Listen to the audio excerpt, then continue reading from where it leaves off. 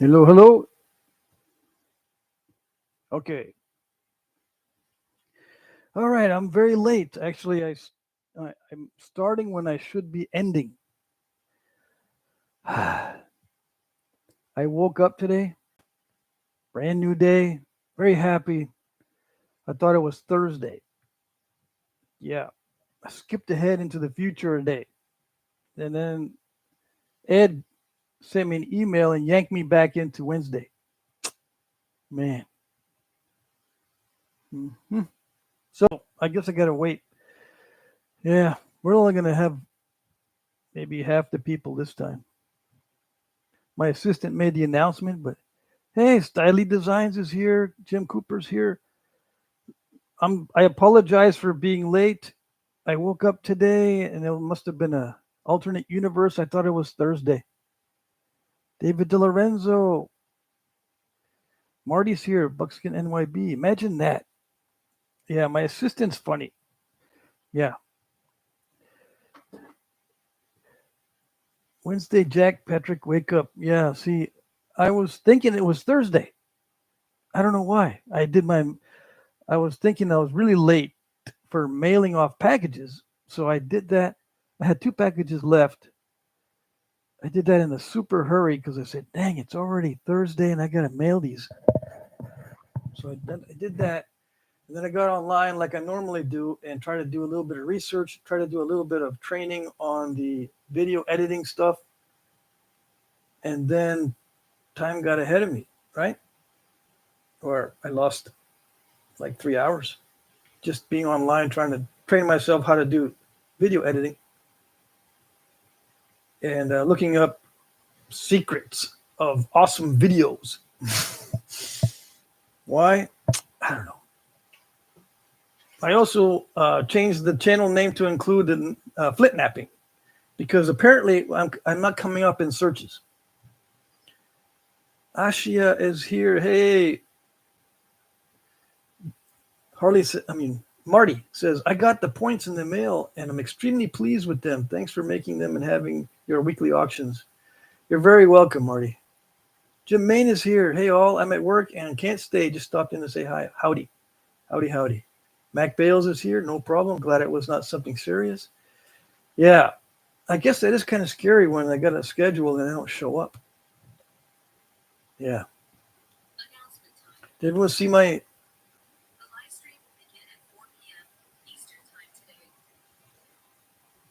Patrick forgot today was Wednesday. Imagine that. Announcement time. Yeah. Oh, by the way, if you see her in the tan dress, she's going to make an announcement. If it's in the brown dress with the lake or whatever in the background, that's going to be like book segment time to review something I want to put in the book or to explain something I want to put in the book. Yeah. So depending on what dress she has, I pick that avatar and I make a video. Depending on if it's a announcement or book segment time or whatever. There's going to be another couple of categories. I think. Let's see. Mike Tubbs, hello, everybody. I was wondering what was going on. I had to work 45 extra minutes today. Red Eyed Patriot says, she pretty. Ed Gould says, there she blows, or there she blows. Mike Tubbs says, don't try it, Mike. She'll end up asking you for an Amazon card at the end. Yeah, but she don't like me. No. Can't stand me. But, what could she do? All right. So the first hour, in case you're new to this, the first hour is just chat or banter, which is called a bants stream. And the second hour, I start napping for 45 minutes. Start napping. And after 45 minutes, I try to wrap it up. So it's a 2-hour live stream. And I forgot today was Wednesday because I thought it was Thursday. Yeah. I woke up all pleased that I had nothing to do really planned on Thursdays except trying to catch up with stuff. I like it. I like having the whole day just to catch up with stuff. So I think I was all excited. And then Ed sent me an email. It says, I can't find you. And I'm thinking, All right, well, I'm okay. And then he replies, well, I didn't see you live stream. Oh, dang. So I checked, and it's actually Wednesday.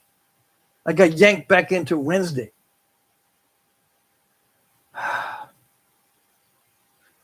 Well, I suppose it's better than getting yanked forward.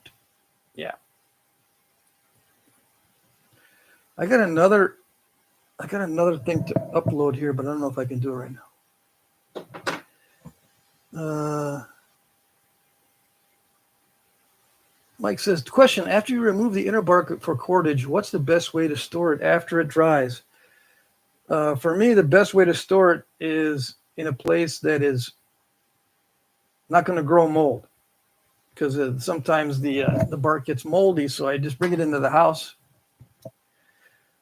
or I hang it up in my shop. But my shop can get moldy, so the best way to store it is somewhere where it won't grow any mold, which means it'll have to dry out pretty fast. Last time I dried something, it was in here, right? Or in my closet. Just hang it up in the closet on a coat hanger. But the best way, the actual best way, is to hang it up in the lodge where the smoke goes up through the hole in the roof. That's the best way, because the smoke prevents the bugs and mold from forming. Jesse's here. Tommy Taylor's here. Good afternoon. Yes, good afternoon. Let me know if the microphone is working fine. If I got problems with it or whatever, I had to set up really, really fast. And sometimes I mess up everything. What is this? Someone sent me a message. Okay. So the first hour, we're just going to chat. Anything you want to talk about. Okay.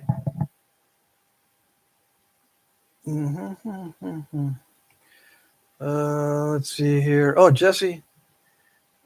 He says he's got too much going on. You'll see me on the next live stream. All right, Jesse's not here. I didn't see his name. Nope. It's working good. Okay. Thank you. Marty says, hey, Mike, I got the napping tools today. Awesome. Can't wait to try them out. Yeah, I stole one of the flakers. I can't wait to try that out. Let's see. I didn't steal it. Mike says I could have it. But I don't have the nail in there yet. Dang it. I don't even know what I'm going to nap. I'm going to nap one of these. I'm going to nap either this little chunk or that little chunk. This is a Flint River from Georgia, and this is Texas Chert Road Rock. But they're both very chunky, and they're both going to yield only small arrowheads. This is what I started on when I first started napping. Is this stuff? I used to get this stuff for free from old nappers that had buckets of this stuff. Okay, so chunky and maybe some issues, especially with the Texas rock. It's got a bunch of crackly stuff on this side. Okay. So yeah, that's coming up in the second hour. For those of you who are just tuning in, which I don't think there's many. I'm in the process of doing some things with the channel to try to get more reach. Okay. I don't like doing the shorts, but having a good looking assistant helps a lot. So when I review the video, I don't have to be looking at my boring old self, because I get burnt out on that. I've done thousands of videos. I get kind of burnt out looking at myself. Yeah. I don't even have, I spend maybe 5 minutes looking in the mirror every day. That's it. So this helps a lot. Plus, it's very simple. They've made it, the AI has come a long way, so they've made it easy to upload these videos and to create these videos. The only thing it takes time is to wait for it to render, and I can be doing other stuff. Jesse is here. Hey, bud, I'm here. I just commented on your AI vid alerting us to live. The live was late. Okay. I was saying you had too much going on. Yeah. I did this last week, though. Thought it was Tuesday and it was Wednesday. Yeah. Tommy Taylor, hello, David. We're getting several UK viewers now. Yes, yes. Let's see here. David is here. Yes, Tommy, we love Crafty over here. Thank you, thank you. Ed Gould says, seemed odd that he wasn't here for Wednesday lunch. Yeah, it seems odd now because I messed up. Jeremy's here. Hey, Nappers, just got my notification. It's okay. I mean, it's not even 4 yet. I said the live stream is going to start at 4 p.m. Eastern. It's only 3:56 Eastern. So we're good. Yeah. We're very good. I even watered my garden today. Yeah. The plant started to wilt because of the heat. So I had to be out there watering. What else did I do? Did some packaging, went to the post office, did some watering of the plants. Oh, yeah, I did some self-training on video editing. I don't know what software I'm going to get. I think I have a good enough software on my phone for the video editing. I'm pretty sure. It seems to be working okay, except it's just, I got to pick at it. It's not like a keyboard where I have lots of space. I got to, I'm all cramped and picking at it to try to do the functions. All right, let's see. I'm trying to keep up with some emails. Excuse me for a second.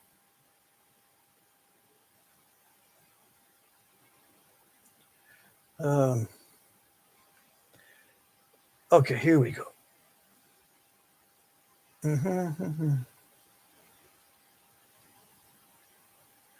All righty. The person I was hoping would email me just emailed me, so hold on. Let's see. Hi, Josh. I'll get back with you in a little bit. I got a live stream.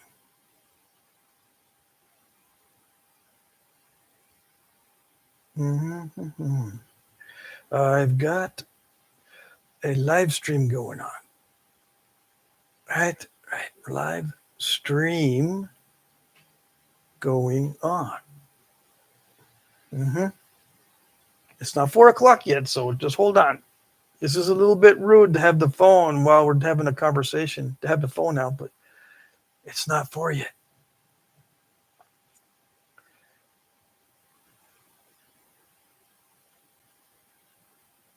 Okay.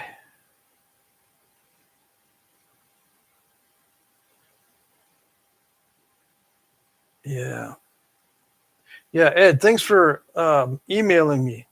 Ed Gould emailed me.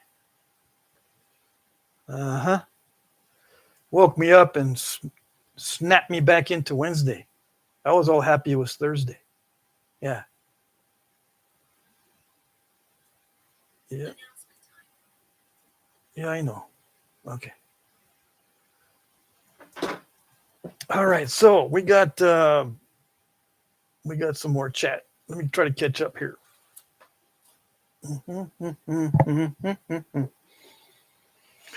All right. What are you going to nap today, Patrick? I'm going to nap one of two things or maybe both. Let me keep these out. I've got chunks. I got a choice of chunks. And I've got some big pieces, but I'm not going to be napping big pieces right now. Yeah, I'm going to save those. I've got a ton of these chunks. So I'm going to start napping these. I don't care. One is Georgia Chert, Coastal Plains variety. I don't know. I think this is a heat treat. It's part of the last live stream piece. I got a little biface out of it, but it had broken. It was bigger. The original chunk was bigger. I got a biface or a preform out of one side, and now I'm going to work on the other side or work on this Texas Chert.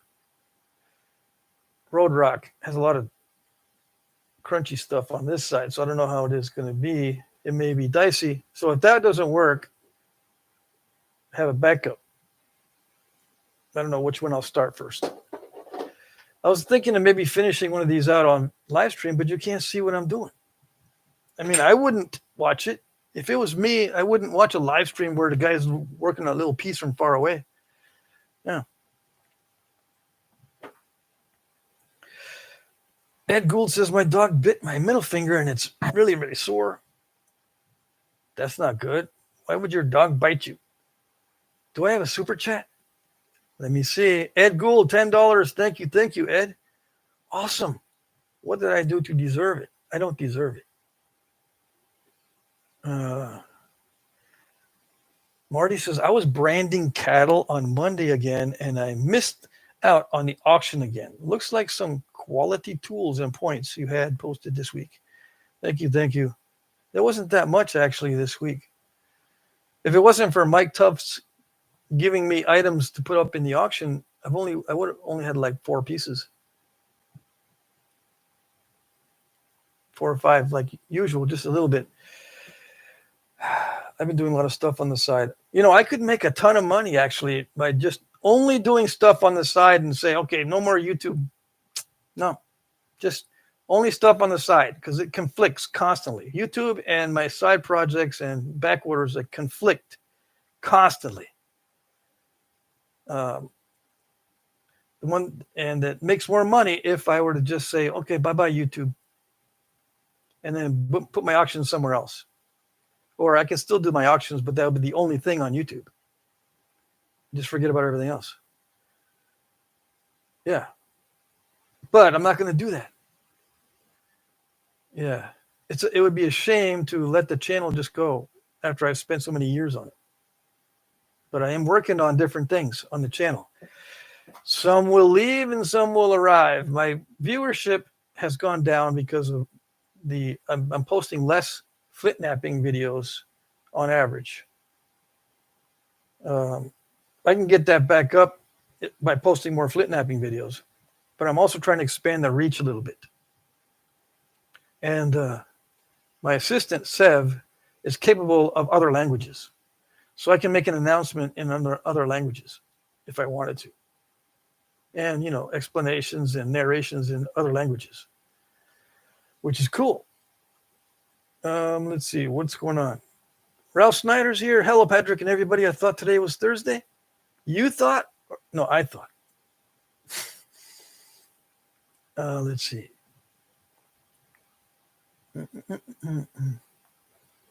Oh, the dog has a bad habit of sleeping on you, and if I twitch or move, she goes crazy.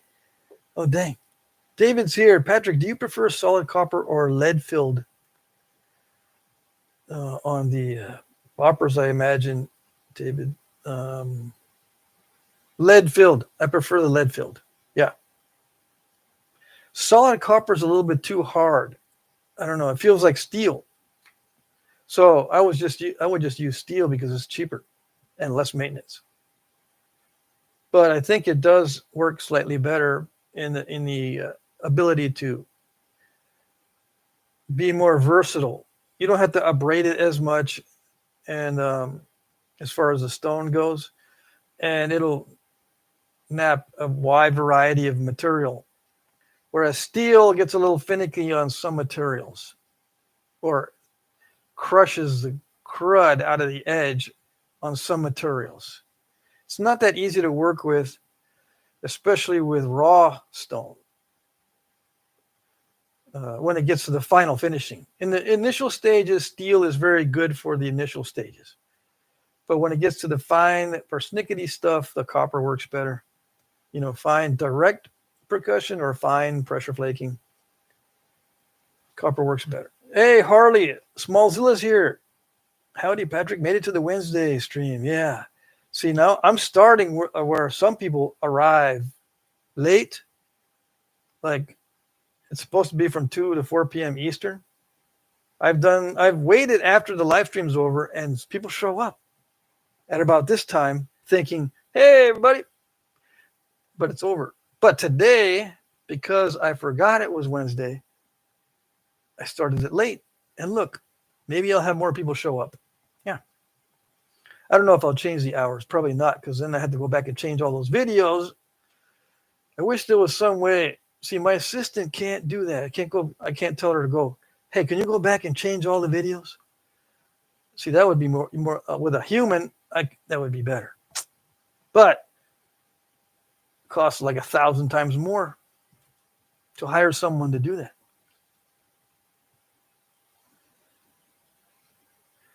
Yeah. So no way. Absolutely no way.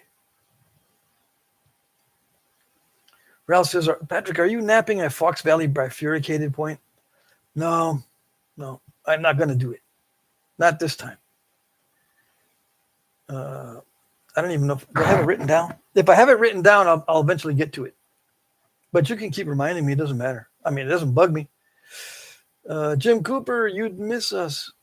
Yeah. If I didn't do the live streams. Jesse says, has anyone ever had an issue with Google not popping up on Super Chats? Never had it not work before. Jim Cooper says, what about using your back orders and side projects as your YouTube videos?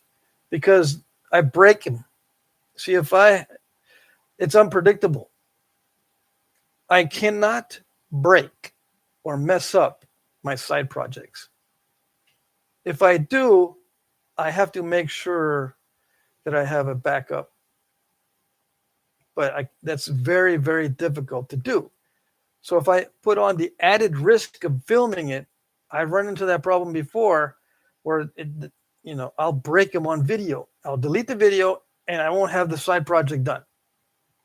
Both things get trashed. I'm not going to post a video where I broke something that a customer ordered, because then he's going to go, wait a second, isn't that mine? So I'm not going to do it. Although it does make sense on paper, it doesn't work out in practice. Yeah. But it's a good idea. I tried that already, though. And it turned out to be, it's a good idea if I don't break it. But a lot of times, like 1 out of 4 times, or the time where I'm actually not supposed to break it because I have no backups, that's the only piece I have for that particular project, and I can't break it. It has to be perfect.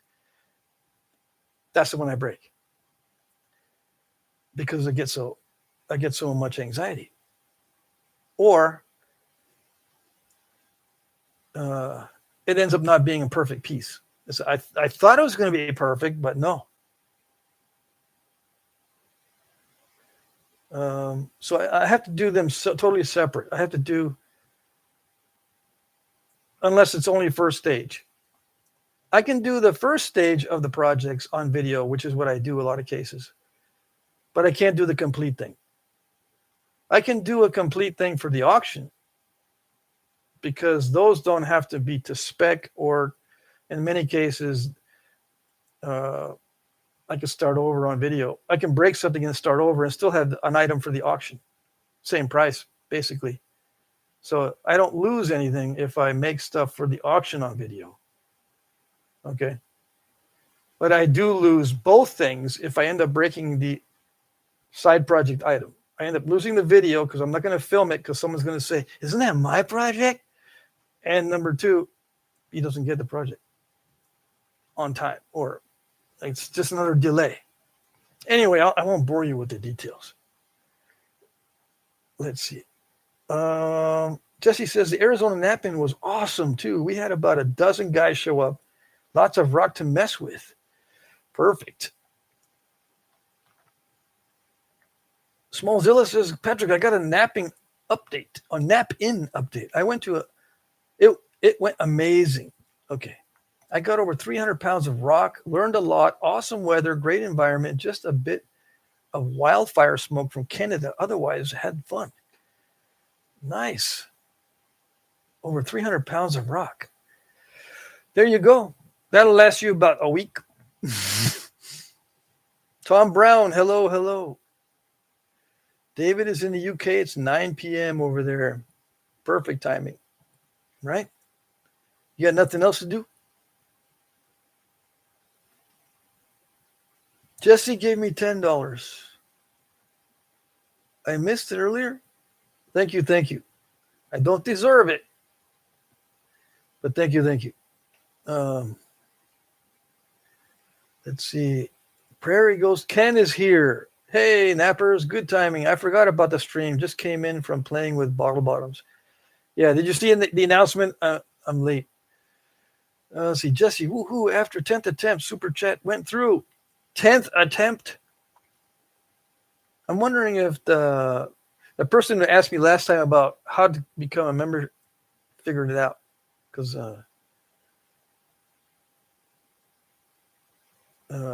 it works on my phone, but I guess it doesn't work on the computer. I don't know. I can't remember. Ferdo Joe or Bushy is here. Hey, hey. Let's see. Jesse says that groundhog was cool as heck. Groundhog house money. Yeah. Actually, I need to make, well, I don't know about I need to, but I would like to make a house for the little skunk, the baby skunk, or the new one from this year, because I'm not sure. I think some of them, they end up, when they're just a year old or less than a year old, they end up freezing in the winter, freezing to death in the winter. So I was thinking of maybe making a burrow or something in the backyard. I got places where I can dig into the side of the hill and put in, like, I don't know, piece of culvert pipe or something into the hill. Anyway, I'm not going to do it, but I was thinking about that. The groundhog, I already know where it lives. He dug a hole on the base of my stone wall under a big rock, and he actually dug a vent above it. So there's a spot above where he crawled in and dug out some stuff, and it goes down into the other hole, and there's one lower that you can tell he's going in and out of there, or he or she is going in and out of the lower one, which is bigger. So they create a vent on top, and then, or somewhere else. I guess that's pretty common to create a vent. These animals know how to create vents for their little dens and burrows. Come to think of it, I think the skunk den is the same way. It has a vent, but it's on the side. It's at the same level. Yeah. Okay. Got to feed the wildlife. Yeah, I just throw out some cat food. They love it. They think it's crack. Yeah, they're addicted to cat food now. And I've got squirrels out front addicted to granola bars. I got one I call Sideswipe. One of the squirrels has an injury to one of his sides, like he's been bitten, like he's been fighting. So I call him Sideswipe. He's the one that comes around and stands up and just watches me in the morning. Or he comes and jumps on my window and then goes back on the ground and sits there and watches him, see if I come out. And this morning I did, and I chucked a couple of granola bar pieces at him. We'll see if Sideswipe is a boy or girl. I don't know yet. I should check these things.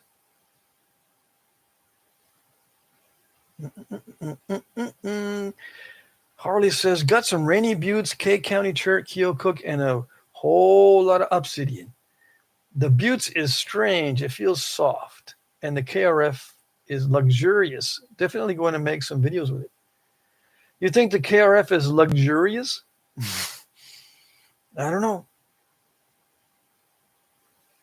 I mean, it feels nice. It does have a nice feel to it. Yeah. I like the Hornstone better than the KRF. David, I haven't seen any new videos from him. Just concerned. I hope he's good. Yeah, let's see. Who else? Cat food is great, says Ralph. Yeah, and it's not that expensive, luckily. Yeah, so let's see. I haven't seen the big old group of baby skunks, but Jumpy still comes around. But we've got two more big males, I think, that come around. So we've got one big male, which I call Mangy Tail. Then we have the little baby. I haven't named it yet. And then we have Jumpy and Muddy. They still come around. So that's 4. But there's 2 more big males that have come around. I'm thinking they're males because they're very big compared to the other ones. And then there's an occasional smaller one. There's one that has very dark coloring with just very thin white stripes. I call that one Scary because I've walked up on that one before. I didn't see it. That was a scary encounter because he went, and I went, whoa, and we're like 1 foot away from each other. because I didn't see the little stinker.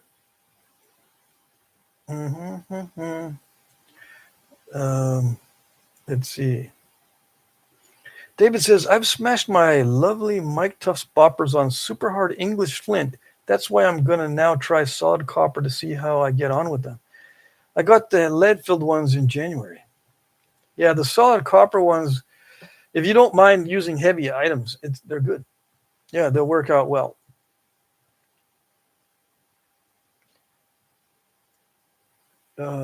Let's see. If you have questions, please ask questions. If you can't think of any questions, just say, I can't think of anything, but I know that if I write in the comment section, it'll help the algorithm. Do that.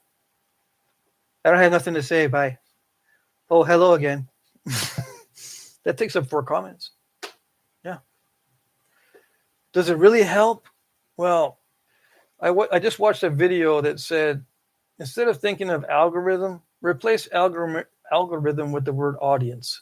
Because basically what YouTube does now is it mirrors the audience as far as what the audience likes. So YouTube likes what the audience likes. So if the audience likes it, the way YouTube expresses its like is that it allows it to be spread more, allows it more freedom, which I think means that it intentionally suppresses others. Yeah, I think that's what that means. Marty says, have you tried heat treating KRF, Patrick? I was thinking about trying it to save my tools a bit. I have thought about it, but I have not done it. But I have worked heat treated Knife River Flint, and it's okay. It naps easier, but it's very snap and halfish when you heat treat it. It feels a lot like heat treated agate, which I think that's where the Knife River Flint is actually an agate of some sort. Most agates are finicky when it comes to heat treating. You got to heat at a very specific range, right? And some require a lot of heat. So, I don't know. I'm trying to think here. I think I prefer the raw Knife River Flint to the heat treats that I have received in the past. Because I was only able to get little arrowheads out of pieces that like this. I would get maybe half of that from a heat treated piece of Knife River Flint. Because, I was not used to the snap and halfish aspect. But I would start the heat treat on Knife River Flint at 350 degrees Fahrenheit for 4 hours, just to be safe. It probably needs 400 or 500 degrees, but I don't know. Your results will vary, and your results may need completely different temperatures. I mean, your stone may need completely different temperatures. But if you leave Knife River Flint raw, it's stronger, in my opinion. So it can take more pressure and more percussion. It can handle it without snapping. Yeah, so I would use the raw stuff. Okay. Jesse says, I'm excited to try a Mike Tufts indirect stick. I can't bend my knee over the rod only. It doesn't bend that far. Jeremy says, find you a flying squirrel. They're so friendly. Yeah, but I don't know. I haven't seen not a single flying squirrel here at all. I grew up here, never seen one, and I haven't seen any. I don't even know if they exist here. Chris, Jack Crafty is rock happy. Yeah. Good to see you, Chris. Let's see. Ed Gould says, make the squirrels fly with bungee straps. Yeah, I could set up a trap right on my porch, and I could fling them into the street. The people going down the street will not appreciate that, though. That would be funny to see a squirrel flying toward the street. Jim Cooper says, talking about overshot technology in chat, I get to tease Patrick and boost his algorithm at the same time with two birds with one stone. Yes, yes, yes. Let's see here. Smallzilla or Harley says, Patrick, another cool thing I experienced at the Knapping was the nappers who've been doing it their whole lives. One guy there had been napping for 62 years. He worked so quickly that it blew my mind. Yeah, it does. Some of these old nappers. Noah is here. Hola. Mike Tuff says, I purchased my first Flintknapping book, Flintknapping, The Art of Making Stone Tools by Paul Hellweg. Does anyone else have this book? I don't know. The Flintknapping, The Art of Making Stone Tools. I don't know. I don't think I have that one. I don't spend money on Flintknapping books anymore. Let's see. Ken says, Fordo Joe, okay. Ed will do the straps on the skunks. Do the stripes on the skunks you have stink bombs? I don't know what that means. Noah says, did anyone go to the Duck River Knapping? I didn't get to. Yeah, no, I didn't go. But you know that. Let's see. Styley Designs hosting the first Rambo Ridge Craft and Nap on August 23rd, Princeton, West Virginia. I'll email you the info. Okay, thanks. You're hosting the first Rambo Ridge Craft and Nap in. Okay, yeah, make sure. Well, I got to make sure that I see that so I can add that to the list. Jesse says, I want to hear Sev's take on overshot technology.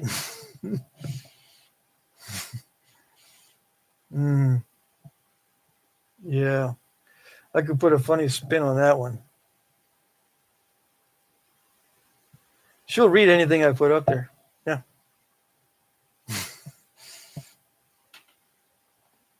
All right, let's see. Ken says, question. Napping bottle bottoms, concave or convex side first? Concave side first. I used to say the other way around, right? I don't remember. But these days I do the concave side first and get rid of the concavity. And then it's easy to shoot flakes over the convexity. But I always make the initial stage very narrow, more narrow than I think I need to make it. I never make a wide bottle bottom arrowhead unless it's a thick bottle bottom, because it's hard to get the concavity out if it's wide. Now you can leave it in, but very few people like to leave in the original surface. So I do the concave side first. Concave side first. Smallzilla says, question, Patrick, because I'm curious, where are you storing that enormous slab of obsidian? How do you move that thing around? It has to be pretty heavy. Yeah, it's I don't know how heavy it is, but it's in my garden. It's outside, permanently outside, because the water doesn't do anything to it. And I've got the coral sitting on top of it. The coral heat treats from AJ or Aaron. See, I can't remember which Aaron is which. Anyways, I gotta work on that. I have the coral sitting on top of the obsidian, but out in the garden. Yeah, it's just sitting there outside. I don't keep it inside. I'm gonna get to it soon. I keep it outside mainly so I won't lose track of it. Because believe it or not, even a big piece, I'll stack stuff on top, especially if I get a bunch of new boxes and I don't know where it is. Like I lost. Jay Valente gave me a little box that had some Vermont black chert, and I can't find it. I don't know what I did with it. It's got to be somewhere where I thought it was safe. That's the only place I actually lose things, in places where I put some stuff so it won't get lost. That's where I lose stuff because I can't find it. And I put that away specifically so I wouldn't lose it. And I have no idea. I looked everywhere. It's probably mixed in with something else. That's why it's something else. It's labeled as something else, and it's in there with that. Yeah, it's got to be it. Let me see. What did I miss?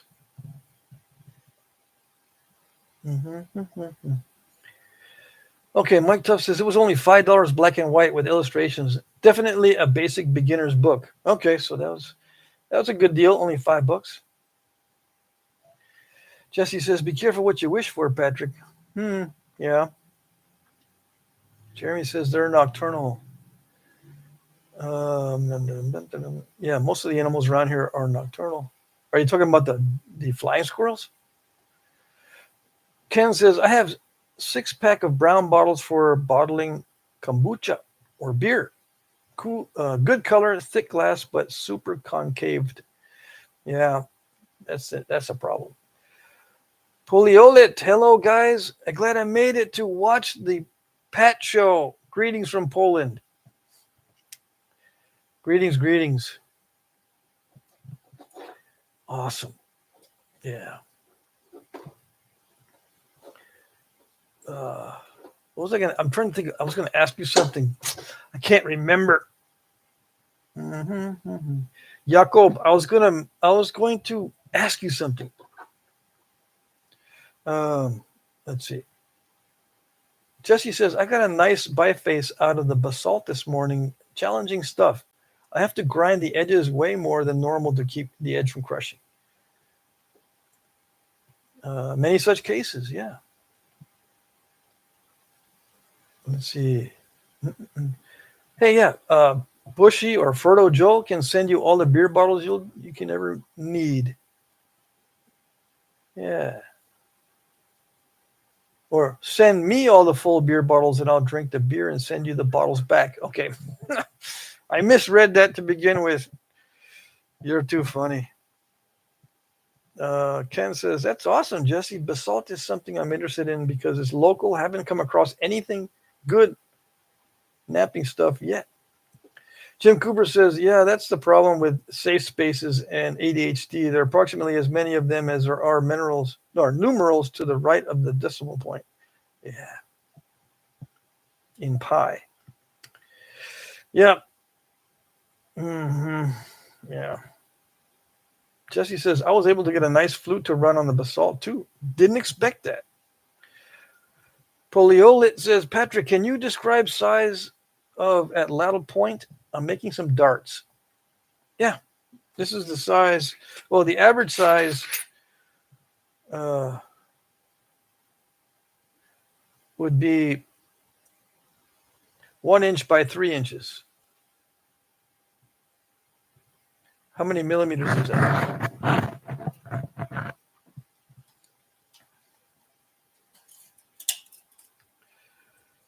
25 millimeter by, let's say, 75 millimeter. 25 by 75 millimeter. Yeah, 3 to 1. And whatever that comes out to be, you can make, it's 3 to 1. Okay, for the proportions on an average Atlatl dart point, 3 to 1. So if it's like 20 millimeters across, it's 60 millimeters long. 60 millimeters would be about 2 3/8 inches. But that would be the smallest, I would think, for the smallest for the average. I don't know if that makes sense. But yeah, 20 by 60 millimeter. And then the other range would be 25 by 75. And then maybe 30 by 90. Yeah. 30 millimeter by 90 millimeter. Keep them narrow.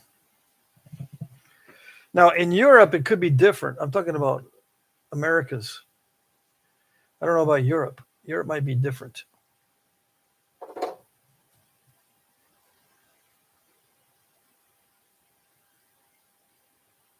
What did I miss? I missed a bunch of stuff. Let me see.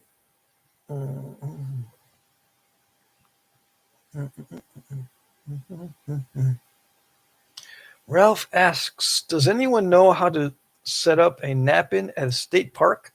Killer Cork and I did some napping at a state park. Just wondering if we need to register as a group." Well, you have to call the park. Some parks you don't need to be registered, and some do. Especially if they have facilities like restrooms and stuff, you usually have to reserve a spot.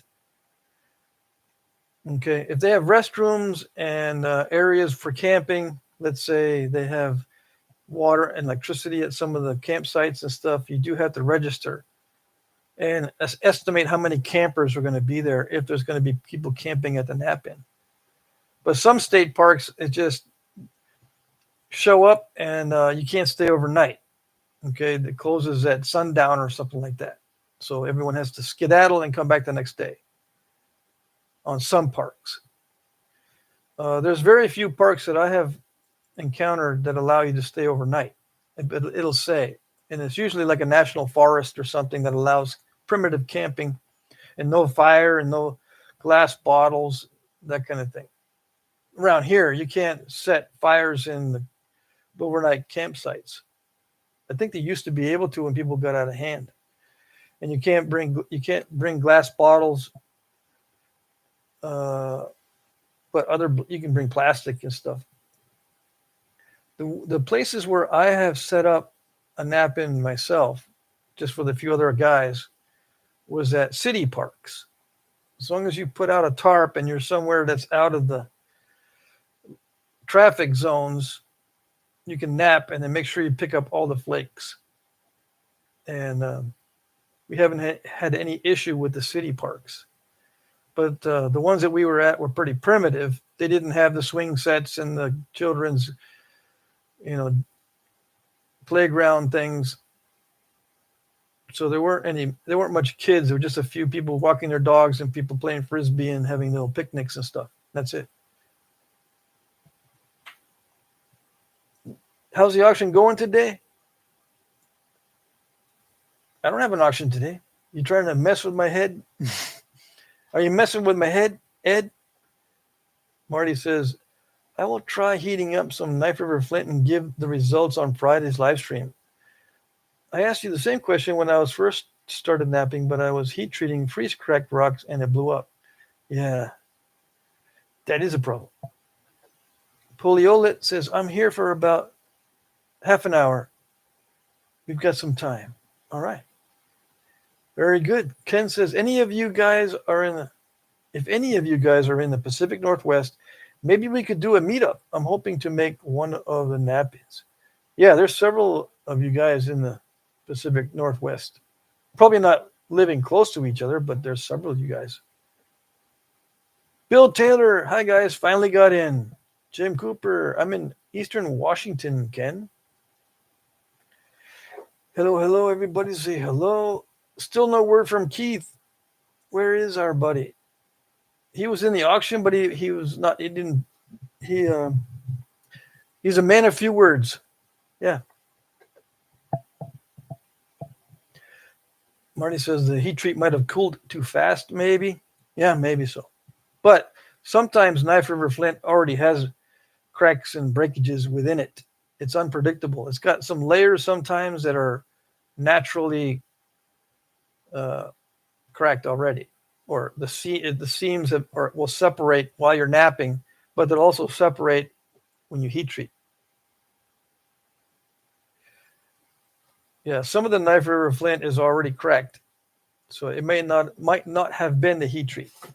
Keith is here, $5 super chat. He heard us talking behind his back. Thanks, Keith. Black marbles are the hardest marbles to make.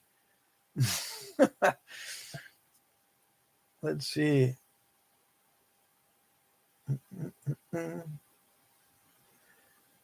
What did I miss?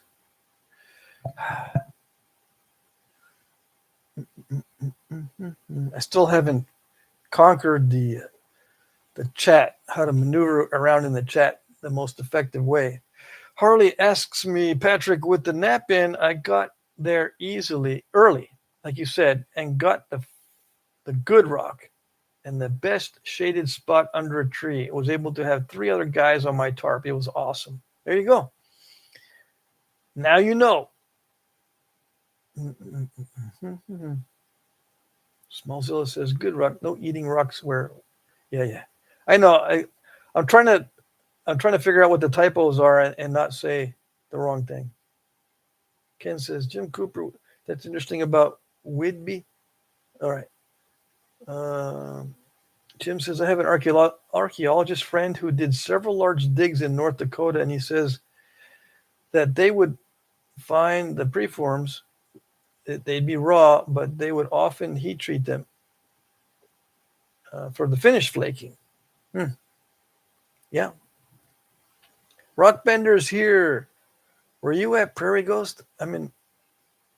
Where are you at, Prairie Ghost? I'm in Oregon near Salem. Yeah, where are you at? Prairie Ghost trying to set up a nap in the Pacific Northwest.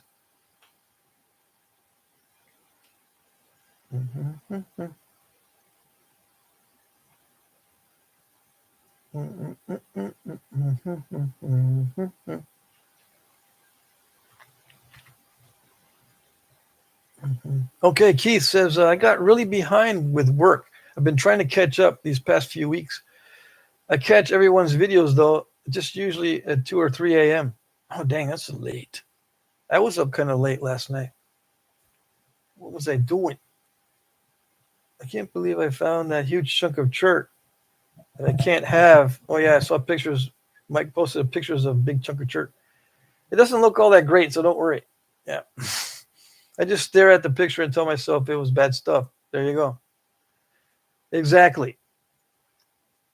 Ken says, I wish I was closer to Oregon. You guys have the obsidian. That's where all the obsidian I get comes from. Yep.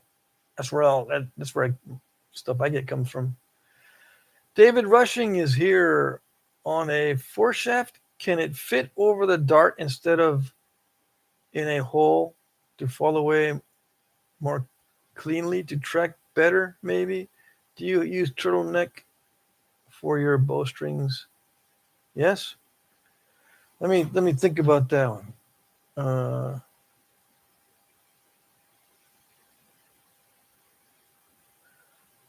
Let's see. You can have a socketed foreshaft. You can have, a foreshaft which is shorter than the main shaft. The foreshaft is for the front. You can have a socket in there, yeah. If you make a foreshaft out of a strong wood or even something like a strong reed, you can do that. It's just very rare. I've never seen it as an artifact, but you can do it and then place it over the shaft. You can, insert the shaft into the foreshaft instead of the other way around. Yeah. Now, artifacts, I don't think there's any artifacts that have been found that way, but you can do it that way. I haven't received any turtleneck leather or rawhide yet, so I can't tell you about how that works for bowstring. And I still have that groundhog skin in the freezer that I need to make into a bowstring as well. I still haven't done it. That's on the list, one of the side projects.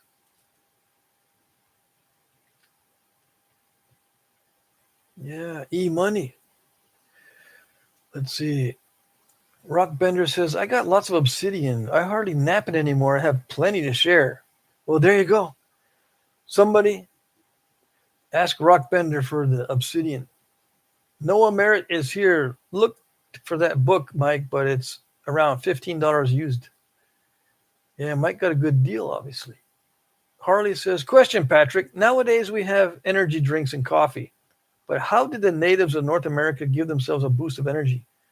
Did they have anything equivalent to our caffeinated drinks? Yes. Yeah. But caffeine was usually accompanied by vomiting. But yeah. And they used to make what they call a black drink from Yopon holly, as an example, in Texas.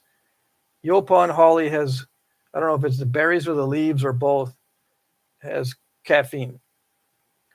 But it's also very hard on your stomach, so you would throw up after having your dose. But they would do it to induce an overly stimulated brain, not just to wake up and be energetic. I don't think they have problems with low energy because most of them would die by the age of 35 anyway. I know it's what do they call it?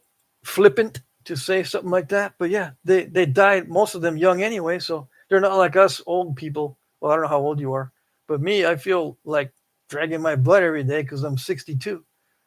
I need my caffeine. It's like medicine. But for them, I don't think they had any problem because most of them were young. I didn't need caffeine until I started sitting down at a job for 12 hours a day when I was in my late 30s, early 40s, all through my 40s. Then I needed caffeine. But before that, no. So to answer your question, I don't think they needed it. But they did have some, but they used it for more than just simple energy. They used it for a heightened, agitated state during either their dances or celebrations or mystic experiences or whatever. Something to produce hallucinations or keep them up for days. Maybe they would, I think what the deal was that they would stay up for days and days and days and hallucinate. Yeah, hallucinations and dreams were a big part of ceremonies back in the day. Believe it or not. Mac Bale says groundhog hide makes great shoestrings, so it should be good for bowstrings. Interesting. I would make a bowstring the modern way, says Ed. There's no way to make one stronger than modern strings. That is true. And I've got mostly my materials are fast flight and B50 with a focus on fast flight. I like fast flight strings. Yeah, and people say, no, don't use fast flight on just any bow. It's got to be special bow because it will mess it up. No, I've never had fast flight mess up any of my bows, especially if you make it extra heavy with lots of strands. You can make fast flight strings with very few strands, and maybe that'll mess up your bow. But I never had a problem. But I actually use more than I need to on the fast flight, just in case some of it gets cut. Especially if you're using broadheads or you've got really sharp stone points, once in a while it brushes up against the bowstring, right? How do I know? I don't know. Sam is here. Great to hear y'all and see you, Crafty. Good to see you. Good to see you too. I'm just seeing your name, but it's good enough. Let's see. Mike says the book is $8.95 with shipping on eBay. There you go. Send the link or tell them how to get to the link.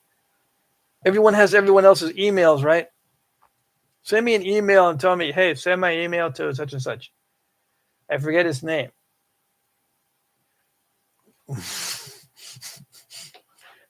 Yeah.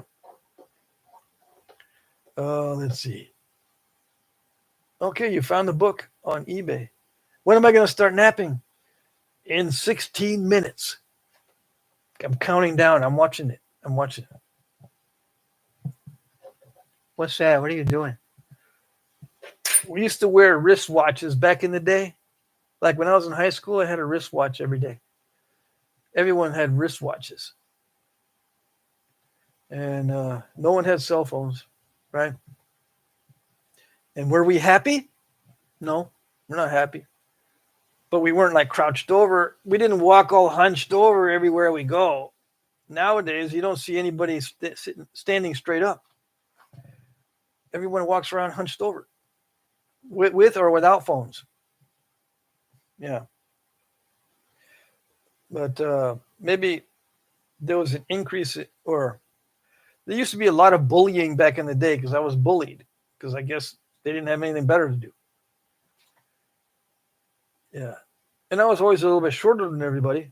I'm 5'8", so I was always a little bit shorter than everybody. Well, almost everybody. And I used to get bullied.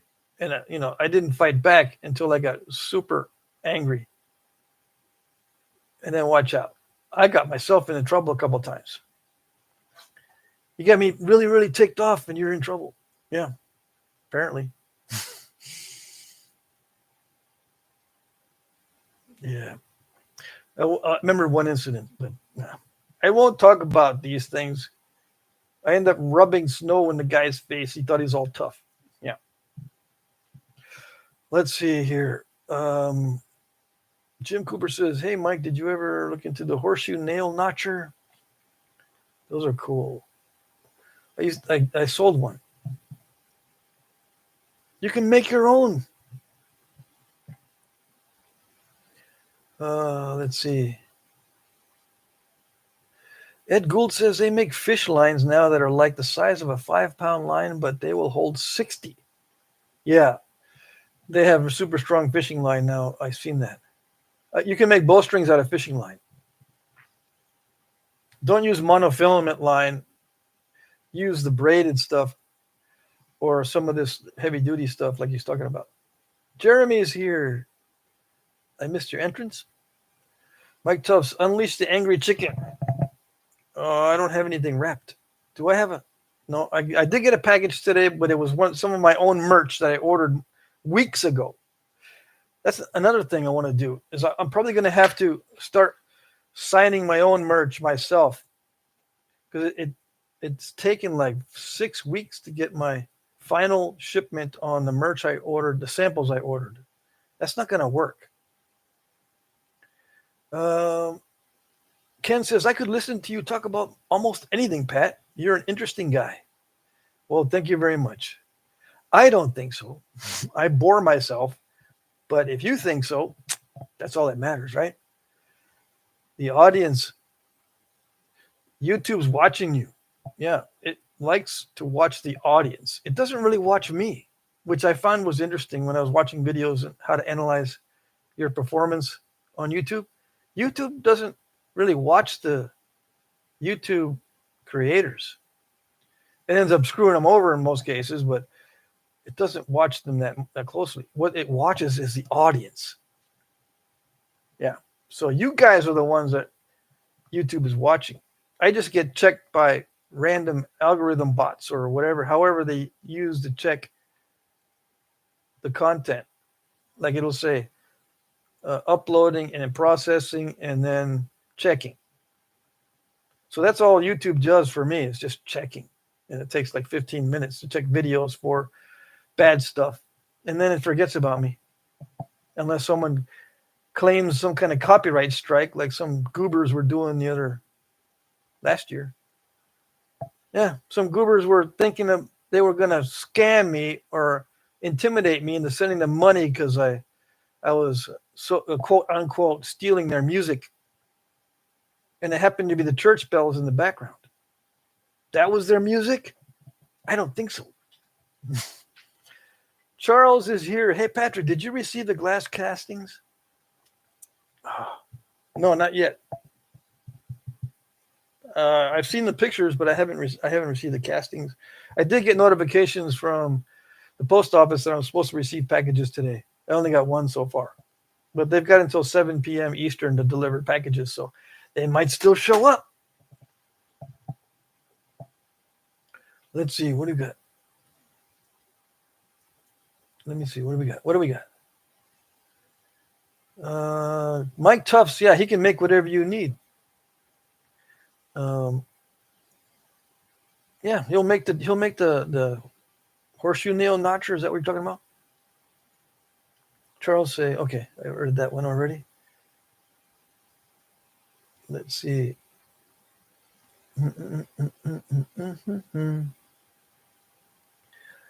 Bill Taylor says, I paid $21.05 for a medium flat rate of box of rocks.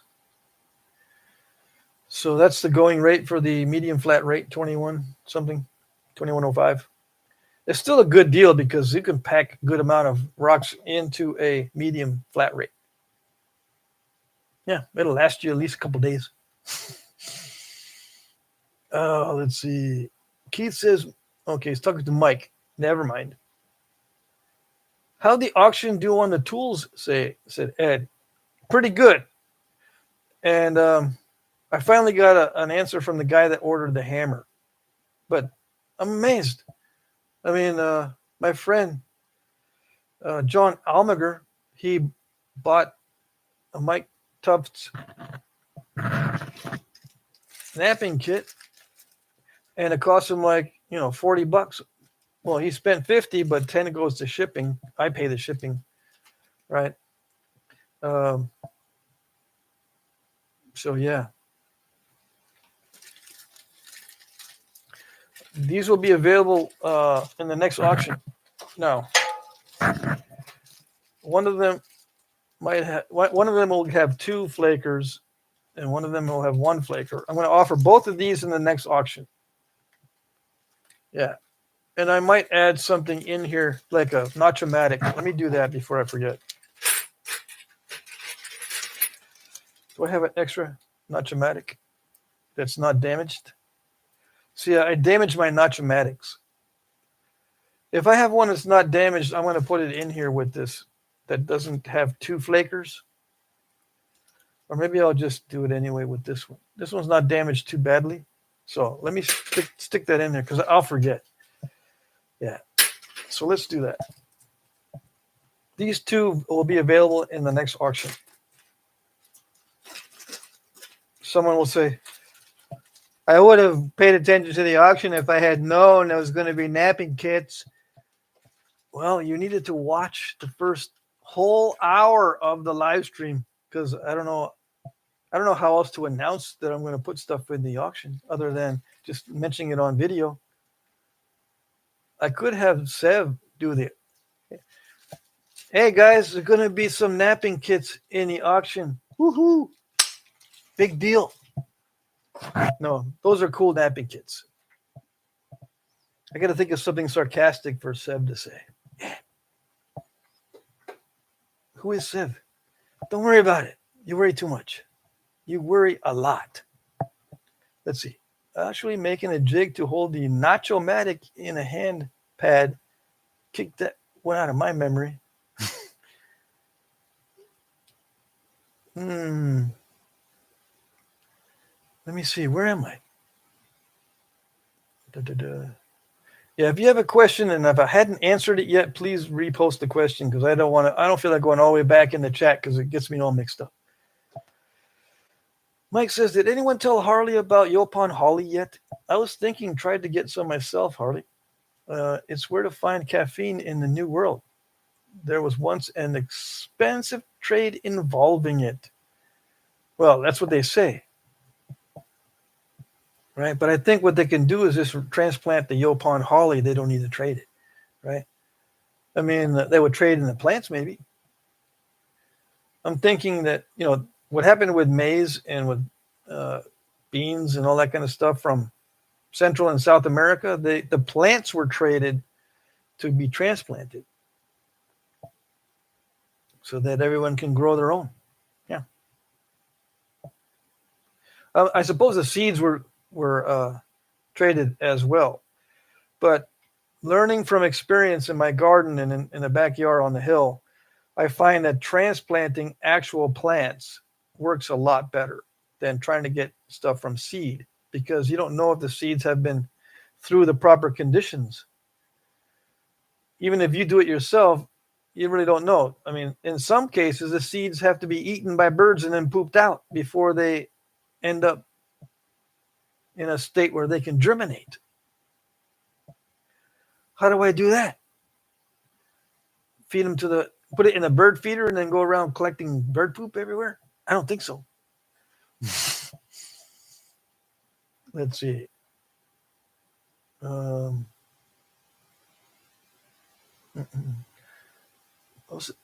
Buckskin or Marty says, I posted a picture on your community page of my new Mike Tufts tools and rock. I'm going to try them out right now during the live stream. Sweet. Can I look? I don't know. I might be able to look if I can push the right buttons. Yeah. One of these times. No, that's not it. This is not the community page. My channel name is now called Jack Crafty Flintknapping. It messes me up when I look at it. I go, is that me? Yes, me. I put Flintknapping in there because, like I said in the beginning of the live stream, apparently my channel doesn't come up in searches for Flintknapping. Yeah. I asked Grok today. He goes, no, I don't see you. What? I got to put Flintknapping in my name. Dang it. Okay, here's this. This picture is too nice for the community. That's a beautiful picture. Look at that. Many thanks to Patrick for the great people who he connected to through YouTube. He says, Mike Tufts is a great craftsman who sent me some new rock and great napping tools. There you go. Happy ending. Look at that. That's a fantastic picture. I might steal that for the background of my phone. Yeah, now you're just hamming it up too much, dude. Okay, fine. Let's see. Jesse, you're posting Clovis preform and stages of manufacture. This is too technical for me. Okay, I see what you're doing. All right. Okay. So you're using the basalt. I see. Okay. Cool. Yeah. Keep us posted on that. I see the ones. Marty also posted the auction points that he received. He paid good money for those. I'm glad they arrived safe. I'm always worried that the tips are going to break off or something on these in transport. Yes. Jeremy sent a picture, Native American. Look at that. Or a painting, I mean. Took this pic at Texas Roadhouse. It's a painting. I would like that. Smallzilla says, working some basalt. Okay, so this is the Smallzilla basalt. Harley's basalt. Scotts Bluff looks like. Yes. It looks like it's working well. Yeah, fine-grained basalt is good stuff. I mean, it looks nice. It does look nice. I suppose I'll like that one. I'll hit the like button on these. I didn't see all these this morning. Yeah. Okay. But everyone knows that every day is an autism day, right? Everybody knows that. I posted that from an old photo I saw. I was cruising through my photos on Google Photos. I had sent that to my kids a while back, and I said, I felt like it was Autism Day that day. Isn't it? Was that yesterday? Yeah. So I had like an autism moment, and I forgot what day it was. I was feeling kind of weird all day. Let's see here. Fox 3 from UK. Marco. Hey, Patrick. You know these live sessions are more entertaining than Joe Rogan podcast? Really? I'm glad you think so. But he knows me. I know him. Yeah. It's my brother-in-law. Yes. He's actually from the Netherlands, now living in the UK. Married to my stepsister. I'm going to go visit when it's Friday. I'm going to go visit the lake house on Friday. Yeah. I think we're going to drink some non-alcoholic beers. I'm going to buy some more. I've been sipping on non-alcoholic beer all week. But yeah, good to see you.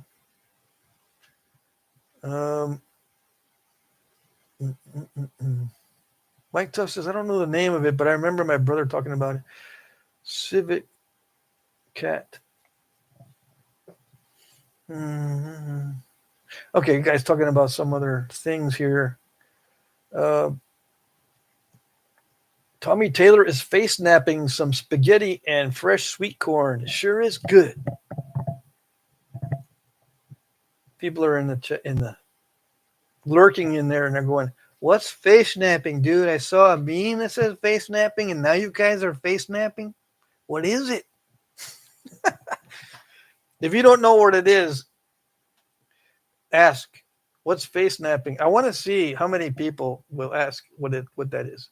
It's not that hard to figure out, I know, but it'd be funny. I don't know what that is. Does that mean you've been chomping on rocks with your teeth? Hmm. My son used to do that when asking questions. My sons have autism, right? So they have, and they can't control their facial expressions, right? Um, anyways, he would ask a question like this, right? He'd go, "What is such and such and such and such?" And then he'd go, waiting for the answer. So his eyebrows will go down when he asks, and then they go up when he wants to answer. So I picked up on the mannerism, in case you're wondering. You're not wondering, but that's where I think that's where I picked it up from. And he would do the same thing online. He'd be typing on his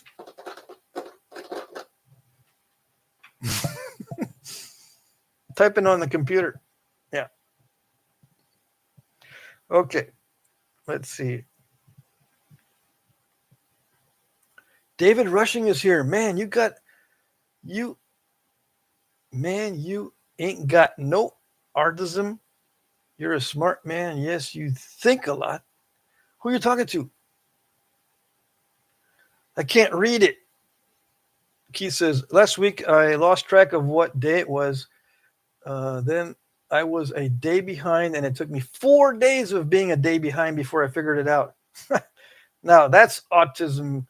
Yeah, that's every day is autism day for those 4 days.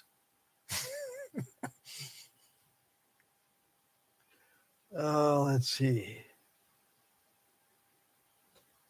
Okay. Marco's laughing. Jim Cooper, my dad is a sober alcoholic, and for years only a few brands had non-alcoholic beers, and they would all be those German skunky beers. But lately, they have been discovering that microbrews have something.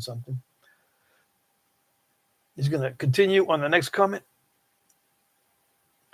Mike Tuff says, I wonder if I can get my cat to eat coffee beans.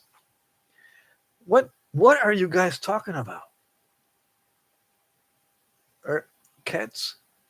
Do cats go nuts on caffeine? Is that it?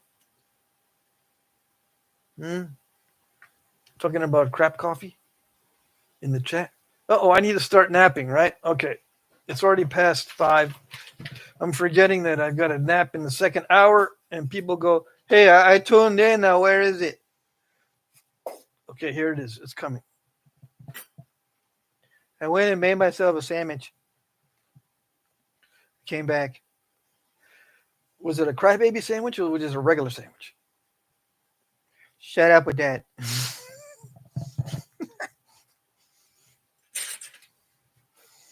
Let's see. There's a sweet pea sandwich now. I mean, I'm going to have Sev talk smack to you guys on the announcements. If she thinks any of you guys are sweet peas, she's going to say, go get yourself a cranberry sandwich, sweet pea. Make yourself feel better. Yeah.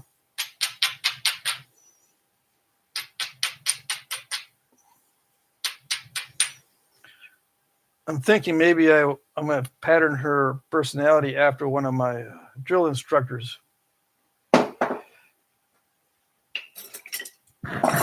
Yeah, they've got female drill instructors in the Army.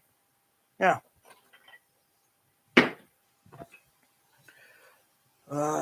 Let's see. That's where I got the sweet pea thing from. Okay. Anyways, you ain't seen nothing until you've been yelled 2 inches from your face by a tough female drill instructor. It's a whole different ball game. Yeah.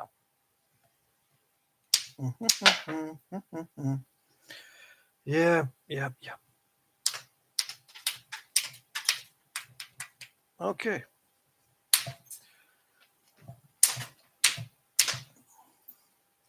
Yeah, I went through two boot camps. One to get into the army. I was in the Army National Guard, right? But we trained with the army, and we went to regular boot camp like everybody else. That's the first set of drill instructors that you get. But then when I went to officer candidate school, I went to the federal version and not the ROTC. I went to federal training. It's still part time, but the drill instructors are trained differently, and they will torture you. Uh, let's see. We would do drills instead of going to our normal drills once a month or twice a month. We'd go to boot camp basically for 3 days once a month. And those 3 days, they would dog us and torture us straight for 3 days. And they said, you can do anything for 3 days, right? Human brain, human body can stand it. You'll go home and sleep. But when you're here, yeah. So I went to that. That was a year-long thing. Every month, sometimes twice a month. You'd have to go to boot camp twice a month and revisit that stuff and get tortured and stuff. Yeah. One of their favorite things to do was to put us in a classroom first thing in the morning. They would dog us to go, well, we get up, we eat chow, and then we get dogged. I can't remember if we exercised before or after eating. Anyway, we sit in the classroom all sweaty first thing in the morning, and then boring instruction. Military protocol. I don't know if you guys are familiar. Some of you guys are prior military, but it's so boring, these classes, because they're taught straight out of the manuals. So we're like falling asleep. And then one of the drill instructors would walk in. I saw somebody nodding their head. Everybody out. So if one person was doing this, everybody out. Interrupt the classroom, everything, and they would dog us for like 10 minutes. We come back. Okay, quiz time. What? I wasn't even paying attention. Does anyone fail the quiz? A couple people raise their hands. Out you go, out the door. They would start over again. Fun stuff. Yeah. And this was in one of them. I remember was in a 2-week training period in Louisiana, Fort Beauregard, Louisiana, and it was hot in July. I mean, it was humid and hot, not like normal humid hot. I think it's like tropical humid hot or subtropical in Camp Beauregard. We were outside, right? And we're all taking we get out there. We're just got dogged, basically doing exercises, and we're drinking out of our canteens, and they do this on purpose. They sneak up on us and say, fall out and fall back in. Do it as fast as possible because, I don't know, there's some kind of weird drills, right? All these creative drills. I think we had to fall out, do something like go to a rally point and then come back or something like that. And then they go around and check to see if anyone has lost any of their equipment during that little episode. Guess who lost the canteen? Yeah. Blank, where's your goddamn canteen? I don't have it, sir. All right, so, well, guess who gets to go look for it? And when you find it, you're not going to get, I want to see you dump it out.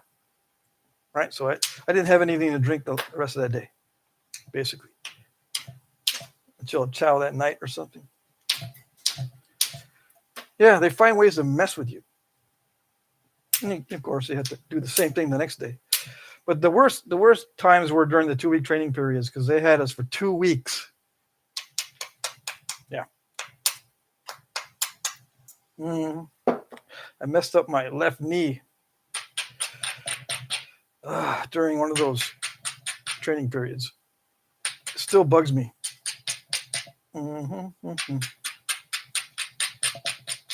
Anyways, what did I miss? Talking about coffee? Yeah, talk amongst each other, and I'm going to be trying to get rid of the junk off of this little piece, and I'm going to make a little biface or something out of it. Okay? So you get to see the angles on the indirect percussion in case you're new. Um, I'm supposed to be making a series of videos for new guys. I was looking at what most of the questions are concerning Flintknapping online. And believe it or not, the number one question is, how do you get started? How do I get started Flintknapping? How do I get started? The best way possible. I wrote up a little spiel. I'm going to post it. Seb's going to narrate that little spiel. But I'm going to include it in an introductory book, right? So probably maybe a little pamphlet for beginners. And try to figure out the easiest way to explain how to get started, where to find stone, where to find tools, who to talk to. You know, there's like 5 questions that I wouldn't think would be the most popular. The last question on the list was, how do you thin it down? How do you thin these things down? The first question was, how do you get started? The next question was like, where do I find the tools and materials? Right? Yeah, where do I find the rocks? Well, I'll look it up again. But I was surprised at the order in which the new guys would ask questions, because I figured the first 3 questions, like, how do you get started, where do you get the tools, and where do you get the rocks, is just it's obvious, you know. But no.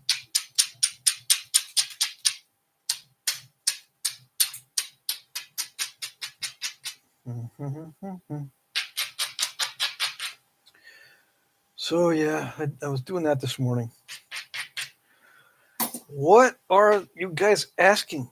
Because apparently what everyone's asking for is not what I'm posting about.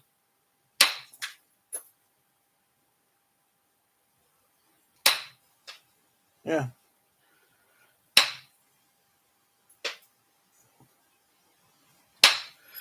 Okay, so is this good quality stuff? This looks like high grade stuff, yeah. I'm not having to hit this very hard. Stop that. I don't want to break a bulb and have it blow up in my face. I got a light shining this way so that you can see without distortion. Remember, I used to do videos where you'd see a distortion or one of those matrix effects. You know, like the movie The Matrix. But now I got over that, but I can't see because this light's right in my face. So I'm having to go. If I want to really look at it, I got to go like this.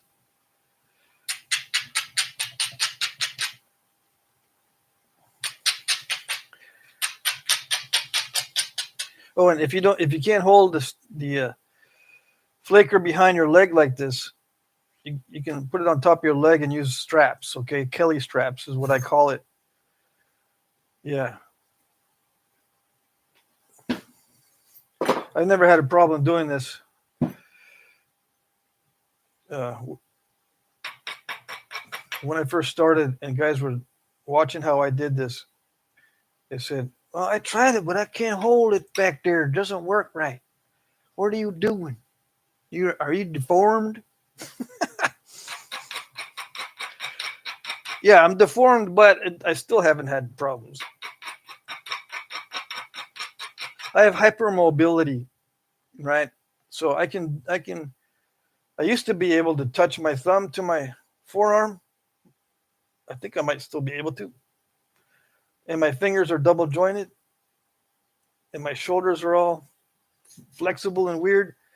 And my knees are all flexible and weird. I've got hypermobility, which is like a comorbidity of autism. I found out, right? Anyways, I don't think that affects my ability to hold it. I think just I've got enough calf muscle that I can hold it. Luckily. Yeah. I mentioned the hypermobility because in the beginning, I was thinking maybe that was it.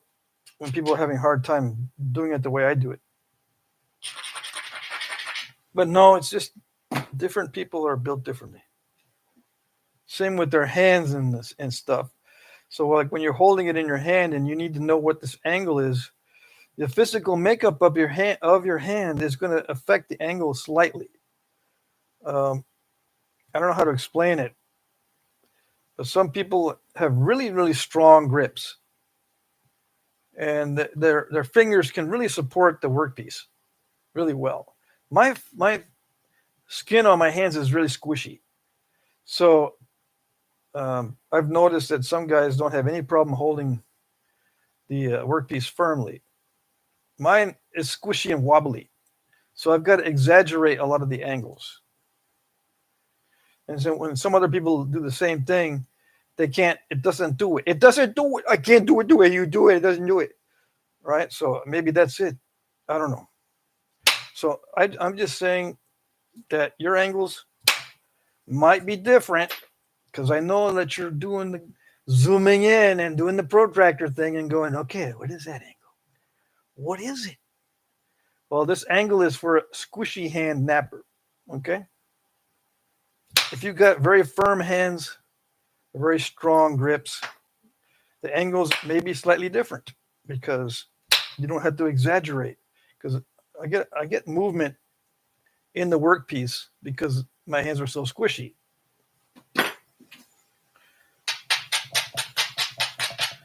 As an example, yeah.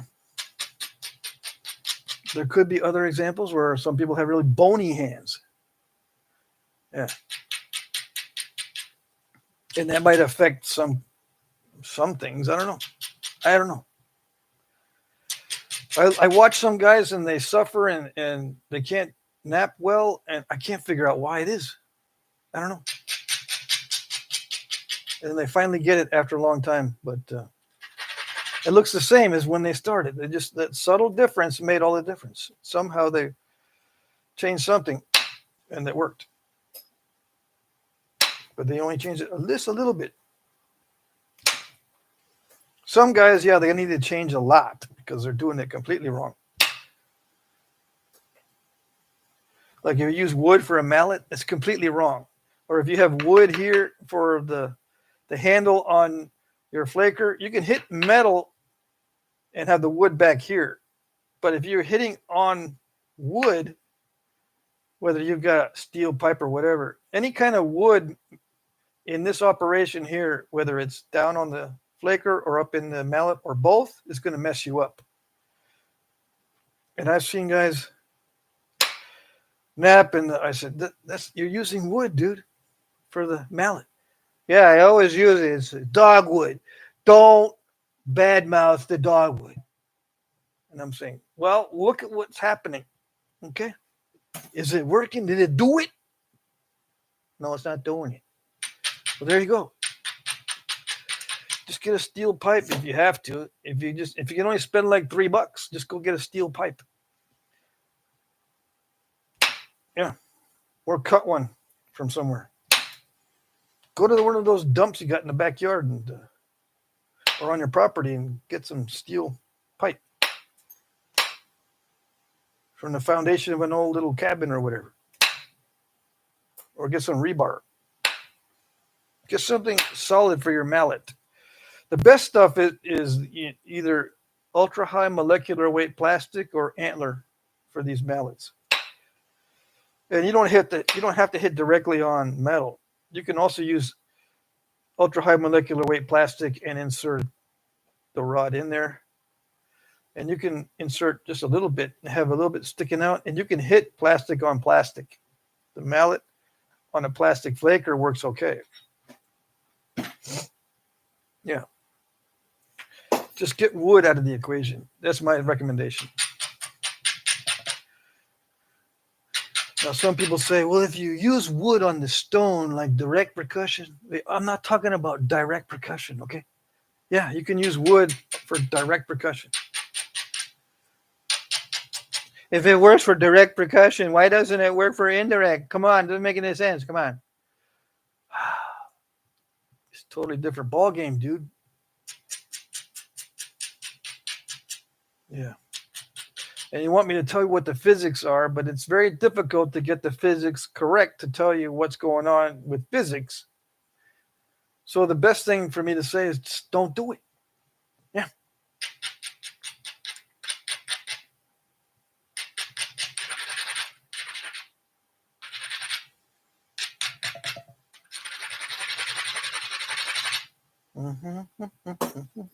So it's coming along. It's coming along okay. Let me get my flashlight so I can see. We can see the flake scars. Yeah. Okay. I do have a flashlight. I should keep it in my knapping kit. But I use it to check out the little critters out in the backyard. What? Stupid. All right. So the flake scars, it works. It's working well because I don't see step fracturing going on. It's high grade raw.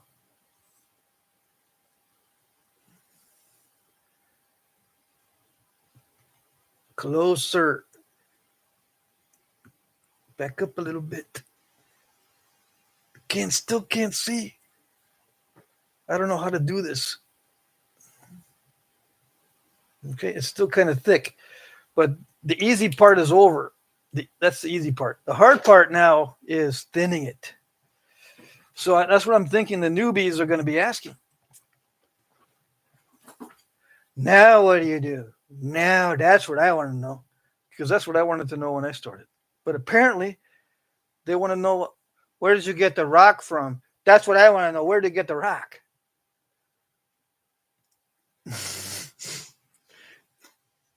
I don't know. Maybe you want me to tell you where I found it exactly? I'm not going to tell you where I found it exactly. No. I'm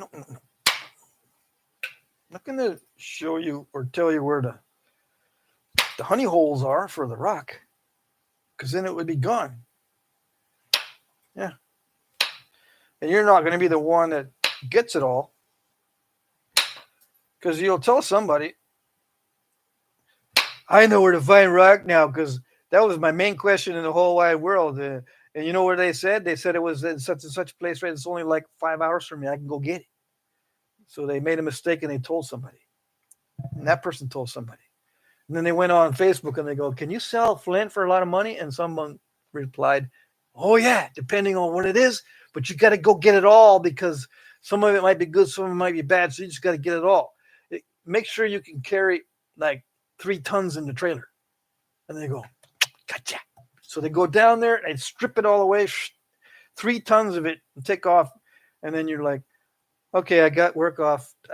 Now I'm going down there and look for rocks, and I'm going to get something for free.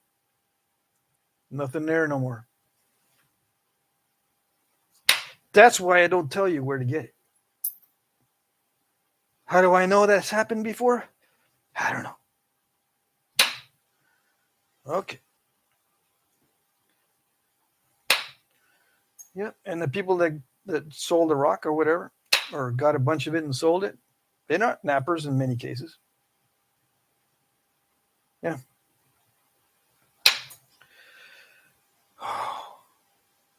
This is not working like I thought it was going to work. See that? I did 2 scoop outs. Even me. Yeah, I got lame scoop outs. Why? I don't know. There's a lot of there's a lot of force going in, and I thought it was going to work, but it didn't. No. I thought I was going to be able to take off that high spot easily, but no. The edge did not support what I was trying to do, or something. I don't know. Maybe there's too much rock embedded in here, or a combination of these things. If anyone has a question, you got to wait another 20 minutes, and I'll start back on the chat. Okay?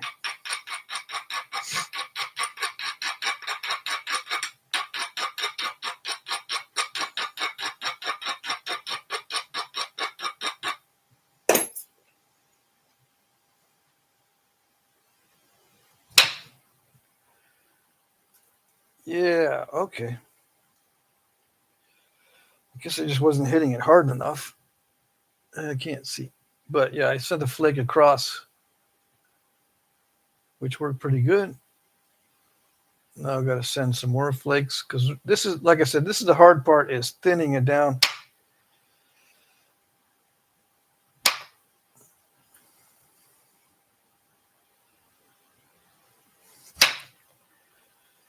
And I'm having to hit it much harder than I thought I would have to hit it. Yep, much harder. It's getting lighter too, right? So there is that. If I'm using the workpiece's mass against itself, I do need to hit harder as it gets lighter. So there is that. But I think it also had to do with this kind of pitted. So I'm losing energy. If it's all pitted and kind of lumpy, it doesn't make solid contact with the workpiece. It doesn't make solid contact. It kind of crunches in and then removes the flake because it's all lumpy. It kind of crunches its way in first and then tries to remove the flake. It doesn't work that well. It's best if it's just solid contact. Yeah. Now, when I first started knapping, everyone was using percussion for large items. They were not using percussion for small items like this. They were all thinning this stuff down with pressure flaking. And when I came along and started using indirect percussion for small stuff, they would all say, that odd way of doing it seems like a good way to do it for the small stuff. But I don't do small stuff. Yeah. So it didn't catch on. It took like 10 years for people to realize that this stuff works. And I had already burned through doing it with Atlatl, with steel, with aluminum, and copper. And people were still saying stuff like, can I use like, just junkyard material for knapping? I said, dude, where you been? I've got 1,000 videos on using different kinds of metals. Where you been? I've napped for 15 years, and I've only used Atlatl and copper. I don't know about the other stuff. Well, there you go. You've been living under rocks. Yep. I was amazed.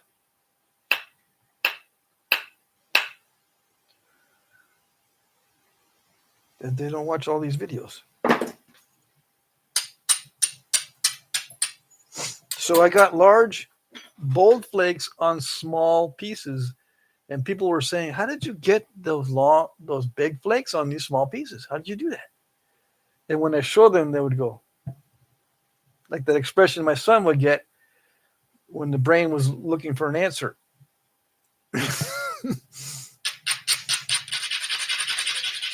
But it would be mainly crickets. The eyebrows would go up a little bit, but they would quickly go back down because they didn't want to say, they want to look like they didn't know what was going on. They'd never seen anything like this before. They didn't want to look like they were ignorant. So they'd go, oh.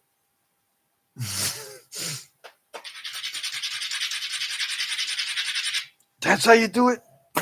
Yeah. I'm using percussion, indirect percussion on these small items. Yeah. And I was liking it a lot. So I kept using it. And I made some videos. And then I started making more videos. And I said, I kind of like this video thing. I do like making videos. If I didn't have to worry about anything else, I could spend more time making better quality videos.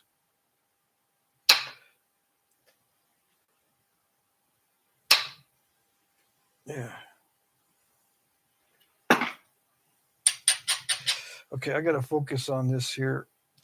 Hold on. It's almost time. Yeah. After I thin this down, I'll get back to the chat. It shouldn't take me too much longer.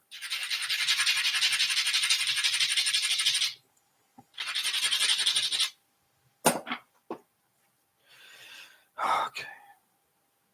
Yeah, I need the file to get into those specific areas.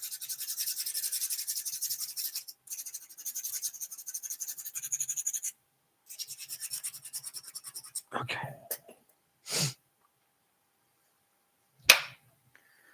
Yes. Like that. See, that's what you're supposed to do. You're supposed to behave. The file makes it behave. The rock sees the file and goes, oh no. Yeah. See that? You thought you were going to be all tough, huh? That's what you thought.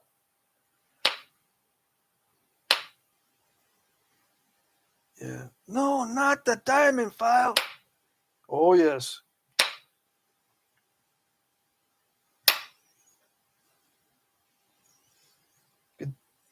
Get the bone crusher.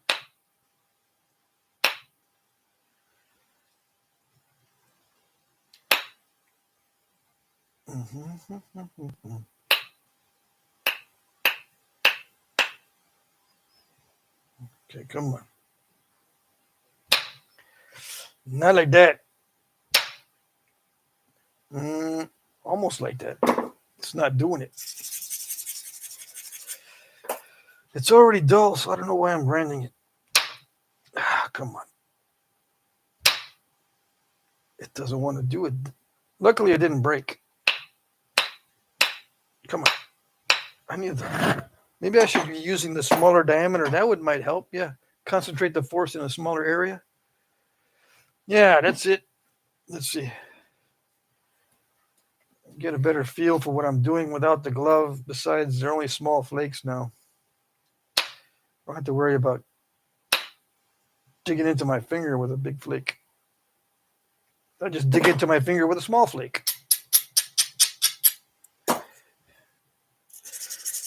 I can't see.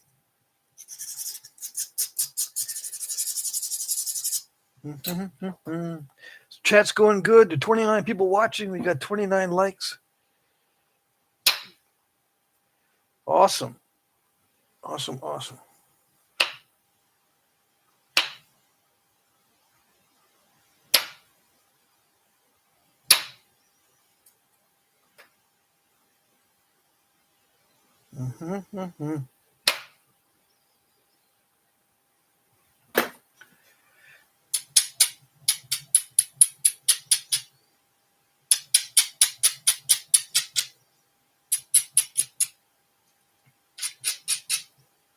Ready?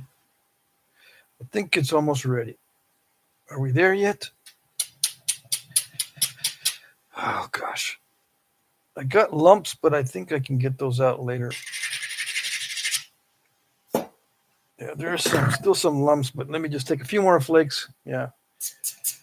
I don't want to spend too much more time on this on the video because it's going to break. I've got to be more careful, and I got to be able to see because that lighting is pretty bad. I can't see, especially on these translucent edges. I'll show you the translucency here in a minute.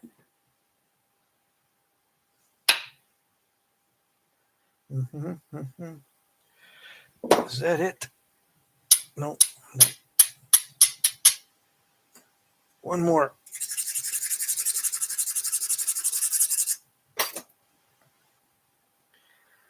Gotta cross my fingers. Ooh, almost. I think that's it. Yes. Yeah, I don't want to do anything else on video because I'm pushing my luck too much. You can't see. I might be able to get that one.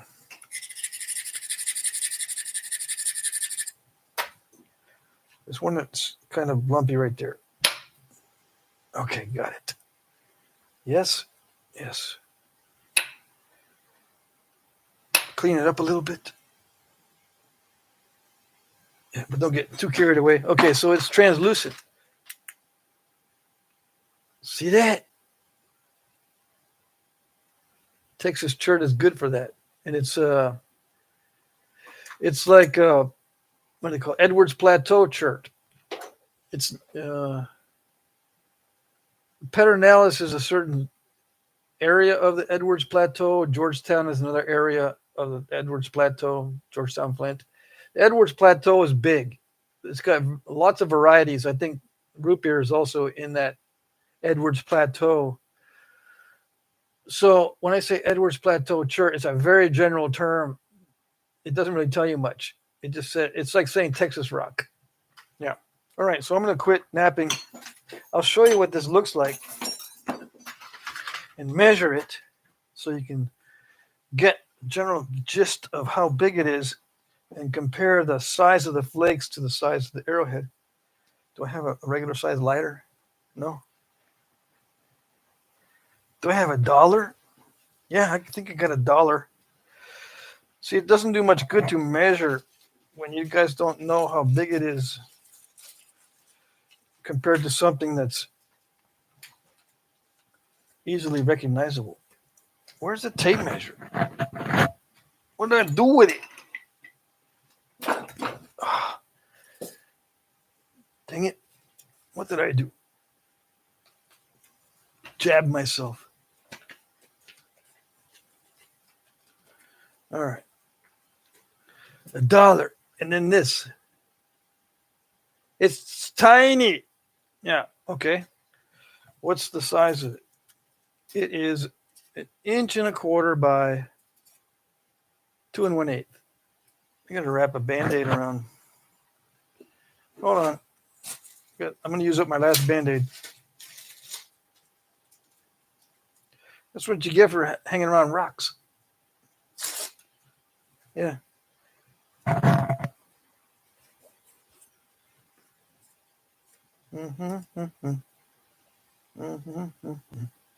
It makes a mess. What time is it? 5:39. I got 20 more minutes left in the live stream. Okay. All right. So I don't have any mess on here.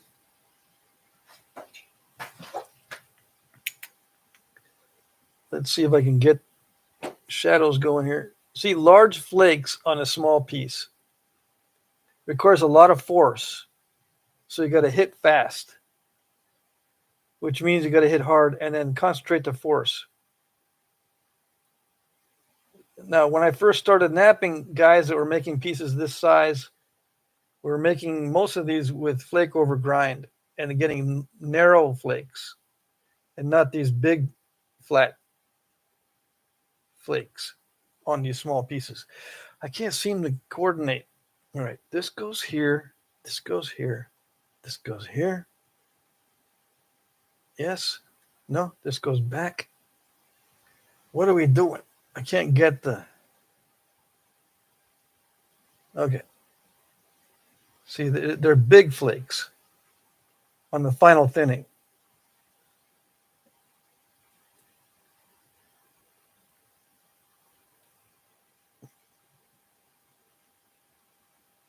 So I don't need to thin it anymore to turn this into a useful item. What is the ratio? It's 32 millimeters by 5, 6:1. Okay, so that's perfect for making that little dart point. It is 55 millimeter long by 32 millimeter. So it's not the 3:1 proportion, but it's within reason. Yeah. 32 by 55 millimeter. That's still a good Atlatl dart point if you don't have anything else. A lot of times that's what you're limited to, those chunks that are not that big. and they've got issues with them, you can make Atlatl dart points. Now you can also make an arrowhead for a true arrow, but you got to thin it down more to get it on that shaft that's tapered down. On a real arrow that is supposed to taper the foreshaft and then wrap it so that you taper the foreshaft so when you wrap it, it doesn't get all bulky. You know what I mean? But tapering the foreshaft down causes it to have less wood to mount this into, so you got to thin it down more on the base. All right, where am I in the chat? Let's get back to the chat. How much money do I have? Do I have enough to go to the market? Let's see. Today's Wednesday. Today is Wednesday. I got 2 days. What am I going to do in those 2 days? I can't wait to go to the market.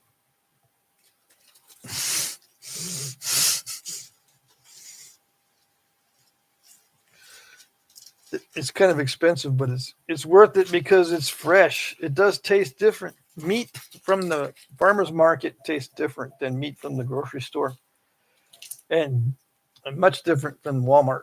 Walmart meat, who knows where that comes from, right? But it is cheap. Anyways, when you're in a pinch, yeah, I'll go to Walmart and get the Walmart meat. All right. Where am I in the chat? Anything interesting going on? Let's see. I can't see very well.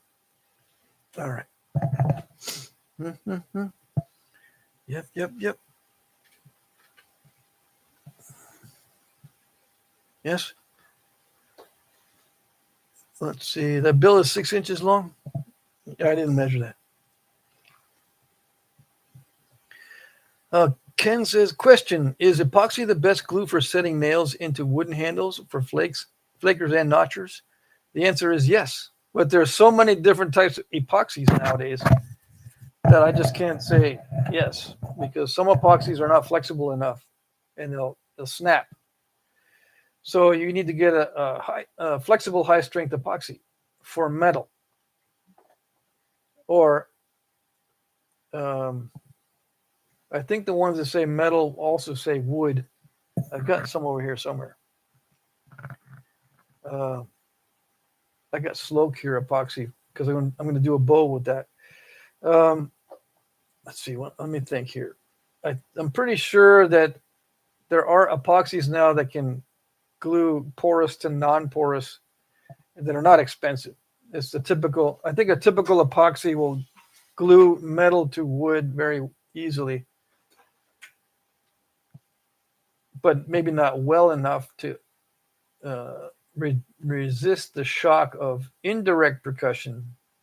Certainly, it can be used for pressure flakers, but I don't know why you would do that. Because you need to replace tips on pressure flakers. I don't use any glue on my pressure flakers. When I didn't use any glue on the other ones either. When I ram the copper rod into this, I make sure the hole is smaller than the copper rod by just a little bit, and then pound in the copper rod, but not so small of a hole that it cracks it. Now, if there is chance of cracking, then you put a pipe clamp around it. But then you can be napping with the pipe clamps in there. So make sure the hole is just slightly large, slightly smaller, very slightly smaller than the rod. That way it holds in snug. You don't need glue. But it used to come loose on me. You can put set screws in. I recommend not using glue for your tools. But you're going to need to use glue for stuff like this. But they'll come loose even with that. Even with the strongest epoxy, the Flintknapping tools, they get a lot of abuse. Let's see here.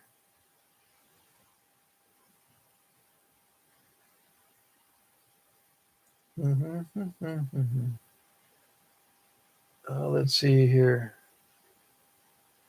Tomorrow, Pat will have 1.5 million followers. What are you talking about? Did you guys post something weird? Picture of a dead alien with an arrowhead in his hand? Proof!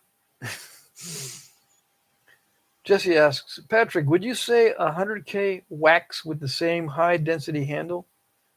NASA should use that. Indestructible. I don't know of any other material that can handle that kind of abuse. Yeah, I'd say over 100,000. But, ultra high molecular weight plastic was developed for industrial use, mainly for bearings and rollers in food processing. You know how food processing goes? They had to process tons and tons and tons of food every day.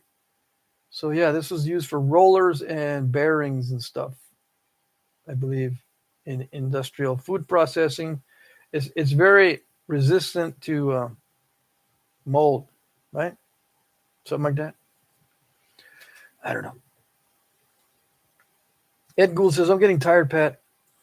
My eyes can't do this for several hours straight. It's only been an hour and 47 minutes. Several hours. I've had more people exaggerating on me this week than ever before.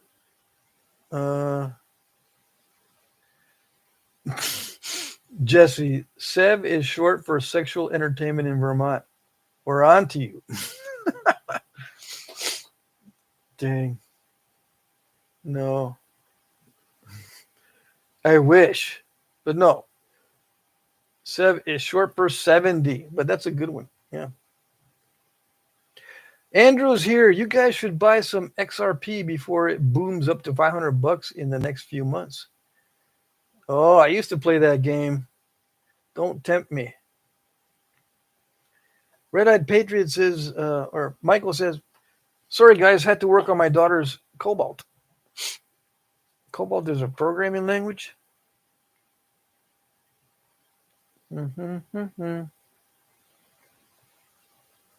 Let's see, Jesse, I was thinking it was short for... No, you missed the first video.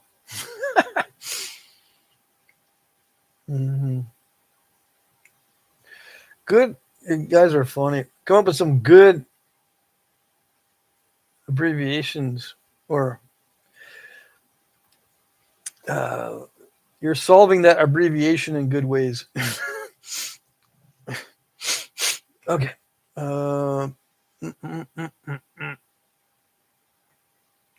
Okay, let me try to catch up. I'm not catching up with the chat very well. Let's see here. Okay, so Michael says I had to change the brakes in my daughter's car for her. Chipped a couple points past a day or so. Oh, chipped a couple points in the past day or so. I'm going to try and get some longer footage on the next one. Mike, that Novaculite point with the red light behind it was killer. Ken says, question. Okay, epoxy. I think I answered the epoxy question. All right, let's go down to the end of the chat. Yeah, I found the rod, ultra high, blah, blah, blah, blah, blah. Yep. Ultra high molecular plastic.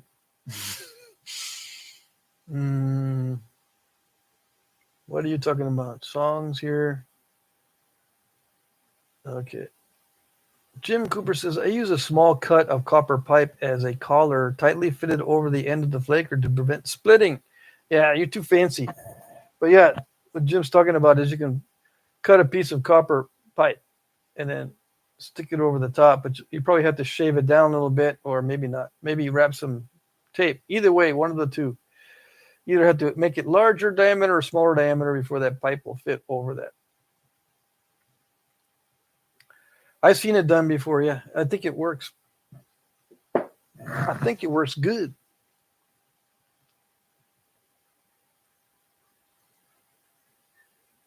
Let's see. Andrew says it's $3. Buy 10 of them.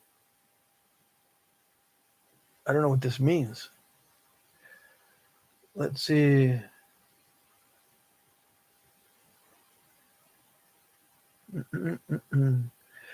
Ken says, great tips, Pat. Is that Delrin? No, I'm going back in the chat, but that question has already been answered. This is not Delrin. I never use Delrin, never. Now, I'm wondering if these are Delrin. Mike's got to let us know. I don't think these are Delrin. It doesn't really matter with pressure flakers, but sometimes they can get worn out quicker if you're using Delrin for these. The set screws don't work as well on Delrin, and that hole where the pressure flaker tip goes gets expanded, and you'll get a little bit of rock back and forth on the tip of the flaker. So just use ultra high molecular layer plastic.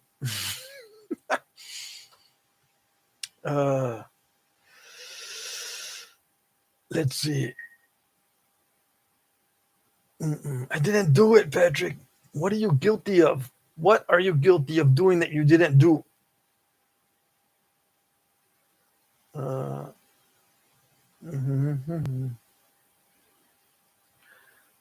Let's see, Andrew, I still got to do your dagger. Yeah. Let's see. Did he mention the diameter of the rod? No, but it's 1.25 inches. Okay. But you didn't hear it from me. You can get 1.25 inches diameter or 1.5 inches. I prefer 1.25 inches. But it's in metric, so it's like slightly larger than 1.25 inches or something. Whatever the metric equivalent is, I can't remember. But I think they sell it on eBay as 1.25 inches. This particular diameter is 1.25 inches. Yeah. Jim says, just in case it wasn't clear, I do that for my wood handle pressure flakers, not the plastic handle ones. I have a ton of copper pipe and wood. It'd be laying around, so it's easy for me to use. Okay, so there you go. I don't use it on my wooden pressure flakers. Yeah, I just use some sturdy wood like oak. If I'm splitting the wood, then I have to use too much pressure. I'll switch over to indirect percussion. If I'm splitting the wood, that means I need to be using indirect percussion, in other words. Because there's no need for me to use that much pressure when I can use indirect percussion. That's the reason why I don't use it. But it is a good idea to have some sort of reinforcement, like wrapping thread or rawhide or sinew, or put a piece of pipe over the end of it. Yeah. It's a good idea, especially for you guys with bionic strength. What's bionic mean? Dude, you're so old. You use terms like bionic. What is that? You worry too much. Yeah. Well, let's see here.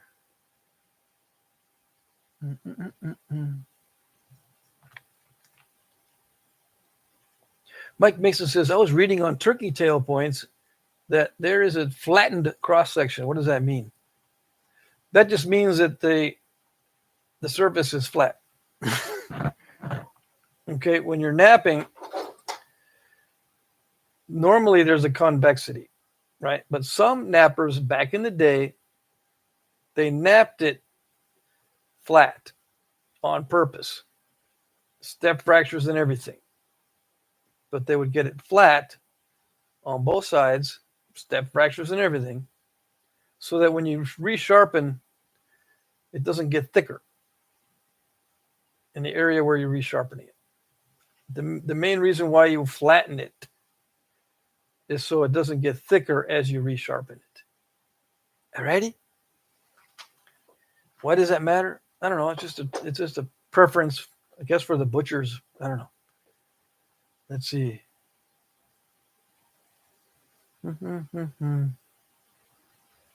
Okay, somebody posted. Marty, how's it look? Let me see how it looks.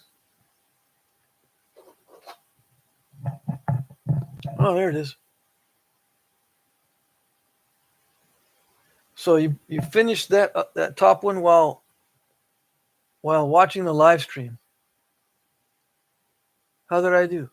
Well, let's see. I can zoom in, right? Did you know you could zoom in? You YouTubers? You didn't know that? Let me zoom in and look. I think it looks damn good. Yeah. Yeah. Nothing wrong with that. There's nothing wrong with it. I don't see no step fractures. That's not fair. Yeah. I wish there was something wrong with it. Mm-hmm. Oh, I know. There's a little bit of asymmetry. You didn't get it symmetrical. Dang it. Yeah. It's hurl worthy. Hurl worthy. It's not symmetrical. All right. No flute, though. I'm not that brave yet. Yeah, don't worry about no flutes. We don't need no stinking flutes. Let's see. Ken says, I'd love to see a beginner content to further that topic. Maybe some more stuff on platforms, pressure flaking, and spalling. Yeah. Yeah. It's on the agenda. It is one of the hardest things. I mean, I think actually the hardest thing to teach is new stuff. What I see mostly on YouTube, 90% of new napping instruction involves advanced techniques. New nappers need to know techniques that new nappers can do. That is like the hardest thing to do. That's why you don't see many good brand new napper type videos. They'll say, see, you just take off a big flake there, you trim it nice and symmetrical around it, you pressure flake it without crunching it like this, and the new guy's going, huh? I crush it every time I pressure flake it. I never get big flakes, and I never get symmetry because something breaks off that I don't like, that I don't want it breaking off. I never get symmetry, I never get good edges, and I never get big flakes. What are you talking about? So you got to instruct newbies on what they can do. Mm-hmm. And how to do something without messing it up. Yeah.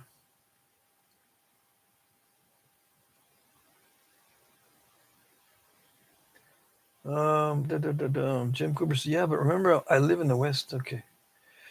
You guys are having a conversation.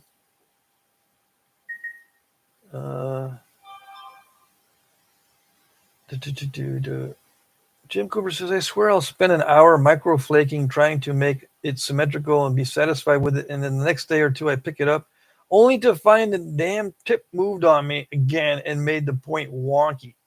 Yeah, it's symmetrical one day, and then you come back to the next. What he's saying is it no longer looks symmetrical because you slept. When you sleep, like the previous day, your brain's warped this way. When you sleep, you wake up and the brain's warped that way. And you go, hey, my brain was looking at it like this yesterday, and I was looking at it like this today. So it's your brain that gets warped. You got to stop sleeping with your head in a vice. Was that on the Addams Family? Some like Uncle Fester or somebody? I don't know. Anyways, I want to end the live stream, guys. If I missed something, let me know. Okay, I'm at the end of the chat. If I missed something, say, hey Pat, you missed the great and powerful comment that I made that would help so many people. You're going to get at 1.5 million subscribers tomorrow. Okay, where is it? Where's that awesome comment? Mm-hmm. Yeah. Today is Wednesday. It messes up my whole schedule, right? But I'll just do tonight what I was going to do yesterday. I'll just do tonight what I was going to do anyway. Yeah. I want to upload a couple of videos, and then I got to work on back orders today and tomorrow. Back orders. Yeah. Friday, leading up to the live stream, I'm going to try to do a video, but I might end up also working on back orders.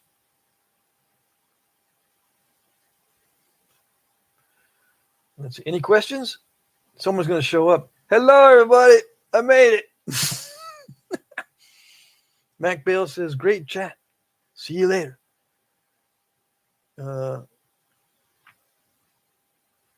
Something about lurkers on the channel. I don't know. See you all later. See you later. Yep. See you later. Tommy, Mike, Bill. Okay. I am going to nap some of the Florida coral. Good to see everybody. Yes, yes. Good to see you too. All right. Yeah. Thanks, guys. Thanks for participating. Sorry I'm late. I used to have my alarms set up so I would never miss the live stream, but I turn off the alarms. Looks like I'm going to have to turn them back on. Thank you, Mike. Yep, everyone say goodbye. I'm going to end the live stream. Someone might show up in the next minute or so, so I'll say hi. But it looks like everyone that was going to be here is here.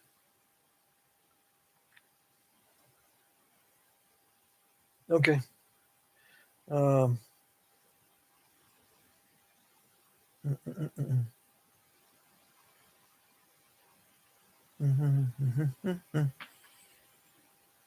Ken says, Pat, you accept PayPal, right? I'd like to start getting in on the auctions when I can. Yeah, I accept PayPal. Yeah, that's mainly what I use. Yep. All right. See you later, guys. Good to see everybody. Thank you. We'll see you in the next video. Friday night, live stream, 8 to 10 p.m. But I will be Flintknapping. I nap on every live stream now. So if you have a request, let me know before then. Hey, Pat, I really want you to do the obsidian inside the house. Please do obsidian inside the house, please. No. Anything else? All right. We'll see you guys soon. Bye-bye.